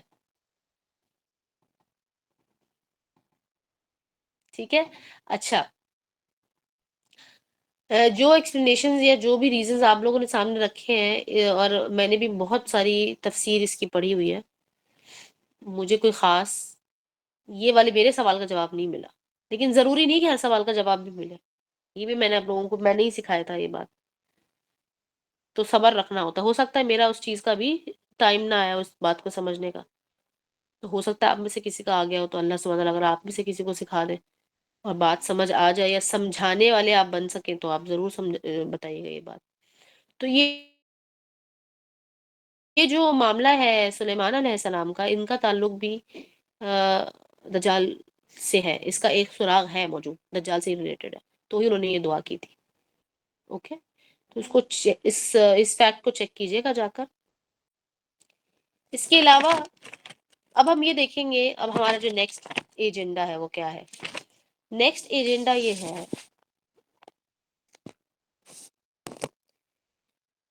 کہ آلریڈی پریویلنٹ دجالی سسٹم، اس کی آئیڈینٹیفیکیشن کیسے ہوگی.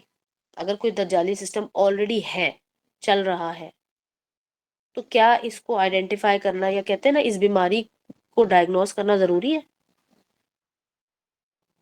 اور اگر ڈائگنوز کرنا ضروری ہے تو اس ڈائگنوسس کے بعد کیا کرنا چاہیے ہمیں.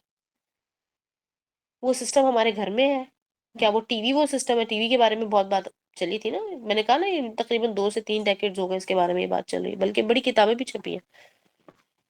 پھر وہ گدھے کے کان والا جو معاملہ تھا، وہ گدھے جیسے فائٹر پلینز کی پکچرز بھی ایون انہوں نے لگا دی تھی. اور وہ کتاب بہت مشہور کتاب ہے. اس کتاب کا نام ہے دجال کب، کہاں، کیسے. اس کتاب کا یہ نام ہے، بہت مشہور کتاب ہے. اس لیے مشہور ہے کتاب کیونکہ یہ کیوریوسٹی لوگوں میں موجود ہے. اور میں نے آپ کو کہا نا کہ جتنے بھی اور مذاہب ہیں اس میں اس کا کچھ نہ کچھ نالج ہے. تو ہمارا آگے کا ایجنڈا یہ ہے کہ ہم یہ دیکھیں گے کہ ہمارے گھروں میں، ہماری زندگیوں میں جو فتنے فساد برپا ہے، کہ ان کا کوئی تعلق دجال یا دجالی سسٹم سے تو نہیں ہے. کیا ہم ان نوئنگلی کسی چیز کو فیسیلیٹیٹ تو نہیں کر رہے، یا ہم اپنے اسکولنگ سسٹم یا پھر اپنے مذہب کو جس طرح ہم نے مرج کر لیا ہے ماڈرن ایرا اور اس کی نیسیسٹیز کے ساتھ، کیا اس کا تعلق کوئی دجالی سسٹم سے تو نہیں ہے؟ کہیں اس کا تعلق ہمارے ایمان کی کمزوری سے تو نہیں ہے؟ کہیں خدا نہ خواستہ جہنم کی کوئی رسی تو نہیں پکڑ لی ہم نے جو چپ پکڑ کر چلے جا رہے ہیں. میوزک کا کیا تعلق ہے دجال کے ساتھ؟ میوزک کا کیا تعلق ہے شیطان کے ساتھ، ابلیس کے ساتھ، لوسیفر کے ساتھ؟ اور اس کا اصل نام کیا تھا؟ عزازیل. آئین سے آتا ہے عزازیل. آئین اور عزازیل اس کا اصل نام ہے. ابلیس اس کا نام بعد میں رکھا گیا.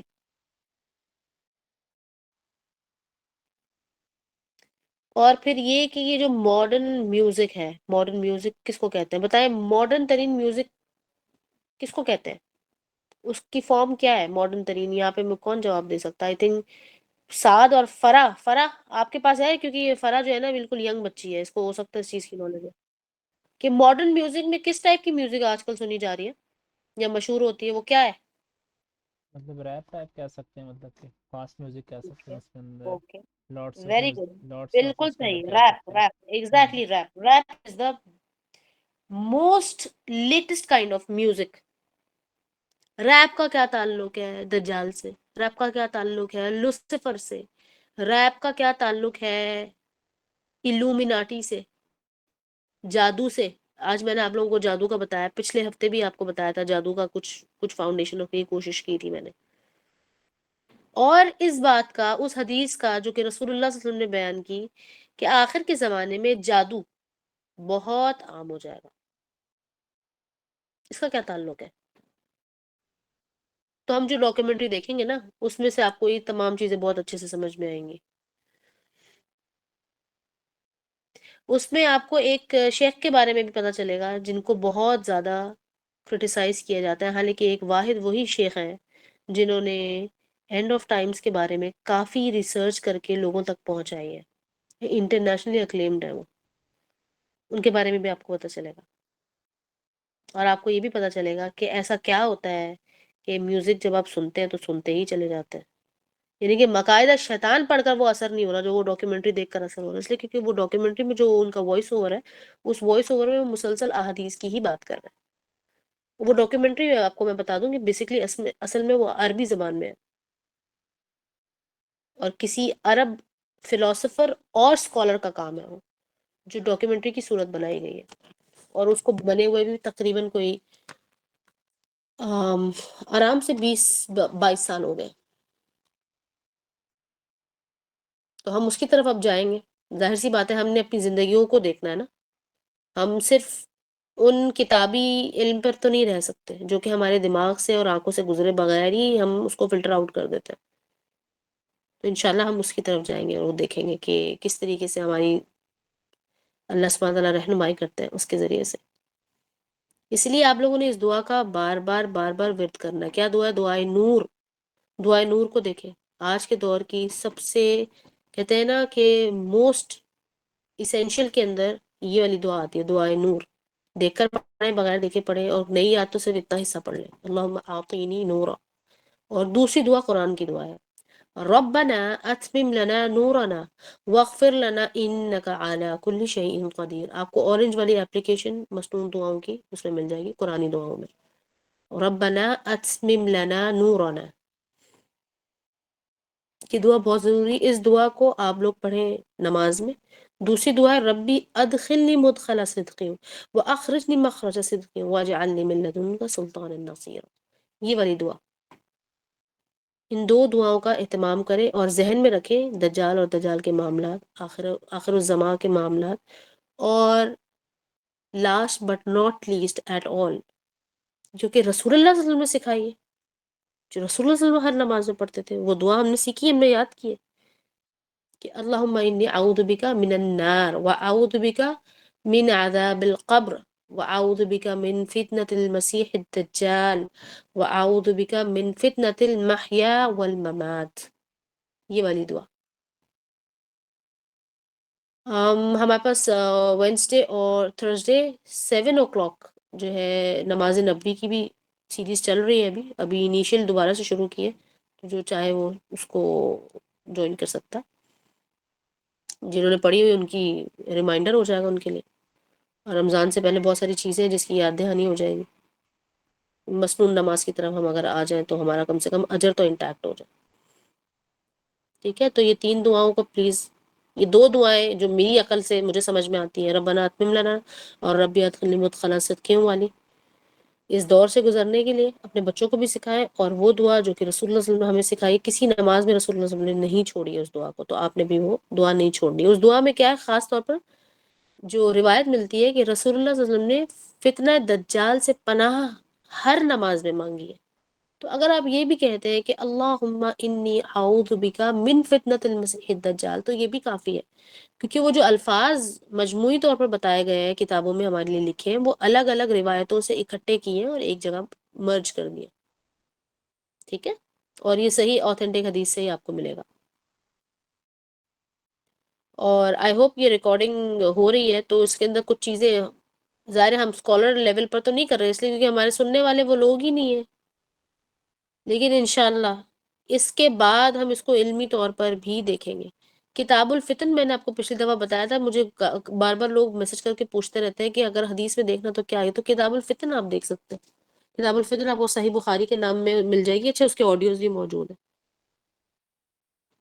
اور کافی لوگوں نے اس پہ اچھا کام بھی کیا ہوا ہے، تو یوٹیوب وغیرہ میں اگر آپ کو ٹائم مل جاتا ہے، لیکن اگر آپ دل لگا کر ذہن لگا کر دیکھ سکتے ہیں تو اس کو دیکھیں، ریسرچ کریں اور ان کے نوٹس بنائیں تاکہ دوسرے لوگوں کو بھی کام آئے، ٹھیک ہے۔ تو آج ہم نے ابن سیاد کی حقیقت دیکھ لی کہ اس کی حقیقت کیا ہے۔ اچھا ایک بات جو یہاں پر میں مینشن کرنا، میں نے ایکچولی لکھا ہوا تو ہے بتانے کے لیے، لیکن میں بہت اس کو کہنا چاہیے نا، بہت زیادہ میں اس بات پہ کنونس نہیں تھی کہ بتایا جائے، لیکن چھپانا ظاہر ہے میرا تو کام نہیں، میں چھپا نہیں سکتی، میرے لیے گناہ ہو جائے گا۔ تو یہ بات یہ کہ جہاں تک اور چیزیں آپ کو بتا رہی ہوں تو میں یہ بھی بتا دیتی ہوں کہ ابن سیاد کے بارے میں ایک عجیب سی روایت یہ بھی ملتی ہے کہ کچھ صحابیوں نے یہ بھی خبر دی ہے کہ اس کی باقاعدہ نماز جنازہ ہوئی تھی، یعنی کہ یہ مر گیا تھا، انتقال ہوا اس کا، اور ایمان کی حالت میں مرا، اس کا دین بہت اچھا تھا، اور اس کا چہرہ باقاعدہ لوگوں کو دکھایا گیا کہ دیکھو یہی ابن سیاد ہے، اور اس کی نماز جنازہ باقاعدہ پڑھائی گئی۔ یہ جو روایت ہے نا، کوئی بہت اسٹرانگ روایت نہیں ہے، لیکن یہ بہرحال یہ بھی موجود ہے۔ لیکن جب اس نے رسول اللہ صلی اللہ علیہ وسلم کے کوشچنس کے بعد آخر میں جو یہ بات کہی ہے کہ آپ مانیں پہلے کہ میں بھی اللہ کا رسول ہوں، تو یہ ایک عجیب بات تھی۔ پھر اسی طرح سے ابو سعید خدری کے ساتھ جو اس نے معاملہ کیا، اس نے کہا کہ ہاں اللہ کی قسم میں تو نہیں ہوں، لیکن میں جانتا ضرور ہوں کہ وہ کدھر ہے، اس کے بارے میں مجھے خبر ہے، اور اگر آپ چاہیں تو میں اس سے رابطہ بھی کر سکتا ہوں، یہ بھی کہا اس نے۔ اب جس ڈاکیومنٹری کا میں آپ لوگوں سے تذکرہ کر رہی ہوں، اس ڈاکیومنٹری کے علاوہ کچھ ایسی چیزیں موجود ہیں جو اس بات کا تذکرہ بالکل اسی طرح سے کرتی ہیں جیسے کہ ابن سیاد نے یہ کچھ خبریں دی نا، اسی طرح سے آج کل کے کچھ لوگ ہیں وہ بھی ایسی خبریں دے رہے ہیں کہ ہم ملے ہیں کس سے، لوسیفر سے ملے۔ لوسیفر کون ہے؟ عزازیل، ابلیس۔ اب یاد رہے کہ یہ مرا تو ہے نہیں، کہیں نہ کہیں تو موجود ہے، تخت بھی لگاتا ہے۔ تخت کیا یعنی کہ تھرون، عرش جو اپنا لگاتا ہے، وہ پانی پر عرش، جیسے کہ اللہ سبحانہ تعالیٰ کا عرش پانی پر موجود ہے، وہ یہ پانی نہیں ہے، وہ اوپر آسمان کا جو پانی ہے، کیونکہ رسول اللہ صلی اللہ علیہ وسلم نے بیان کیا کہ ہر آسمان کی، ایک اور دوسرا جو آسمان ہے، دو آسمانوں کے درمیان میں پانی ہے، یہ اوتھینٹک روایت ہے۔ تو بہرحال یہ کاپی کرنے کی کوشش کرتا ہے، لیکن اللہ سبحانہ تعالیٰ نے اس کو مہلت دی ہے قیامت تک کی۔ تو مہلت کس چیز کی؟ کبھی آپ نے سوچا نہیں کس بات کی مہلت دی ہے اس کو؟ مہلت تو کہتے ہی ٹائم کو ہے، اجازت کو تھوڑی کہتے ہیں مہلت۔ میں آپ سے کہوں کہ مجھے مہلت دے کہ میں آپ کے گھر میں فلاں اتنے دن کے لیے رک جاؤں، مہلت دوں، آپ مجھے مہلت دیں گے؟ پروبیشن جس کو کہتے ہیں، مہلت کا مطلب ہے کہ اللہ سبحانہ تعالیٰ سے اس نے کہا کہ یا اللہ مجھے موت مت دینا، میرا جو ٹائم ہے نا لائف کا وہ بڑھا دینا قیامت تک، تو وہ زندہ رہے گا۔ یہ بات ہے بیسکلی۔ اب وہ سامنے کب آئے گا؟ جب دجال آئے گا، اس کے بعد دیکھیں اس کے ساتھ مل کے وہ کیا کچھ کرتا ہے۔ اچھا اس کے بارے میں بھی یہ بات بھی بالکل پکی اور اجماع ہے اس پر بھی کہ وہ مقید ہے۔ مقید کا کیا مطلب ہوتا ہے؟ قید ہے، ایک جگہ پر قید ہے۔ اب کیسی جگہ قید ہے؟ ہمارے ذہن میں قید آتی ہے کہ شاید زنجیروں میں یہ جکڑا، جیسے کہ ہمیں اس روایت سے پتہ چلتا ہے۔ ہمیں یہ بھی تو نہیں بتایا گیا کہ وہ زنجیریں کس کی تھی، لوہے کی تھی، نہیں بتایا گیا۔ یہ پتہ چلا کہ وہ ایک خاص حصے تک اوپر کی طرف جاتا تھا اور واپس نیچے آ جاتا تھا۔ کیونکہ اس کی رسائی نہیں تھی، اس کی وہ جو پریمیسز تھے نا اس میں وہ لمیٹڈ اس کی موومنٹ تھی. ٹھیک ہے، بالکل اسی طرح سے جیسے کہ سورہ الکہف کے اندر جب ہمیں ذوالقرنین کے بارے میں اسٹوری پتہ چلتی ہے تو پتہ چلتا ہے کہ وہ ایک لوہے کی دیوار بنا دیتا ہے، سیسا پلائی ہوئی دیوار. تو ہم نے سمجھ لی کہ سیسا پلائی دیوار دنیا کی کسی دیوار جیسی ہے، اور ہم بھول گئے کہ اس کا کیا معاملہ ہے. کبھی آپ لوگوں نے یہ غور کی کہ سورہ کہف کا نام کہف کیوں ہے، غار کیوں ہے، غار؟ چلو کوئی بات نہیں، اس پر نہیں غور کرتے، اس لیے کہ بہت سارے اور صورتوں کے نام بھی ایسے ہیں جو کہ اب بندہ کہتا ہے کہ یہ نام کیوں ہے، وہ تو اللہ نے رکھے اور اللہ کے رسول صلی اللہ علیہ وسلم نے رکھے. لیکن غار کیا ہوتا ہے یہ تو سمجھے. غار کہاں پہ ہوتا ہے؟ روڈ پہ بنا ہوتا ہے غار. کبھی کی سنا ہے کہ پانی میں غار بنا ہوا ہے؟ ایک مطلب سائڈ پہ بند چیز جو چھوٹی سی ہو اس کو ہی غار کرتے ہیں. نہیں نہیں نہیں، غار کہتے ہیں ہر اس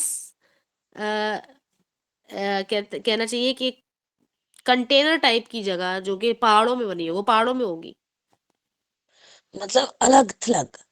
نہ الگ تھلگ نہیں، پہاڑ میں ہی ہوگی. پہاڑ کے اندر جو کہتے ہیں نا سوراخ، بڑے ٹائپ کے سوراخ ہوں گے، اس کو غار کہا جاتا ہے. جیسے کہ پہاڑوں میں جب کچھ جانور ہیں نا جو پہاڑوں میں رہتے ہیں وہ غاروں میں رہتے ہیں، جو جیسے کہ بیر ہے کس جو روک پہاڑ، لمبی ہوتی ہے اور وہ غار چھوٹا ہوتا ہے. جو غار ہوتا ہے.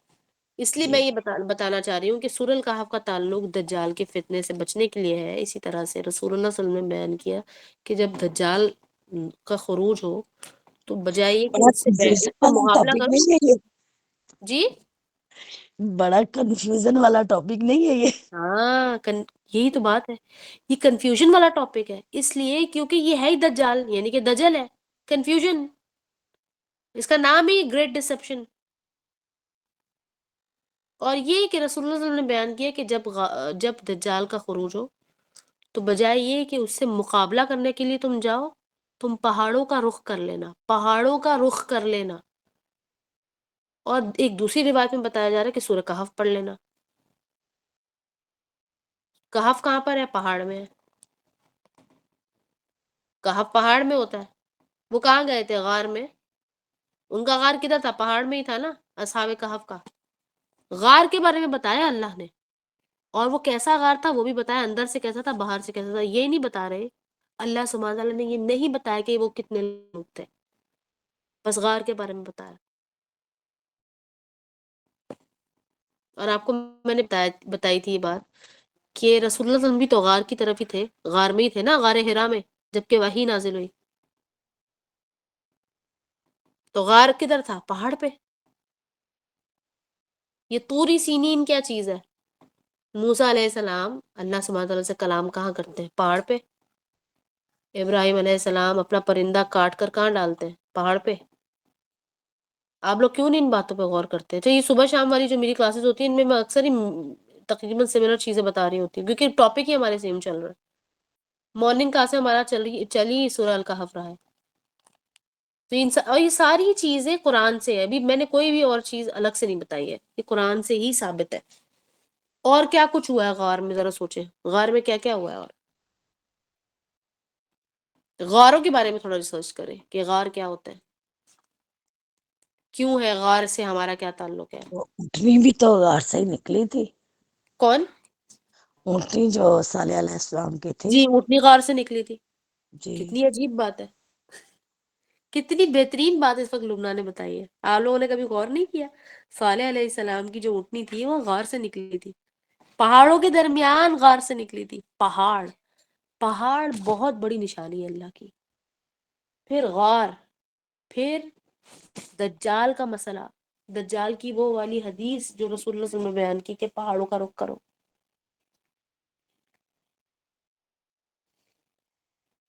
تو ان چیزوں کو ذرا مرج کریں، ان فیکٹس کو آپس میں، اور دیکھیں کہ کیا نکلتا ہے ہمارے لیے. ہو سکتا ہے کوئی کام کی بات ایسی نکل آئے جو ہم ایک دوسرے کو نہ بتا سک رہے ہو، کوئی آپ میں سے کسی کو اللہ سبحانہ تعالیٰ الہام کر دے وہ بات.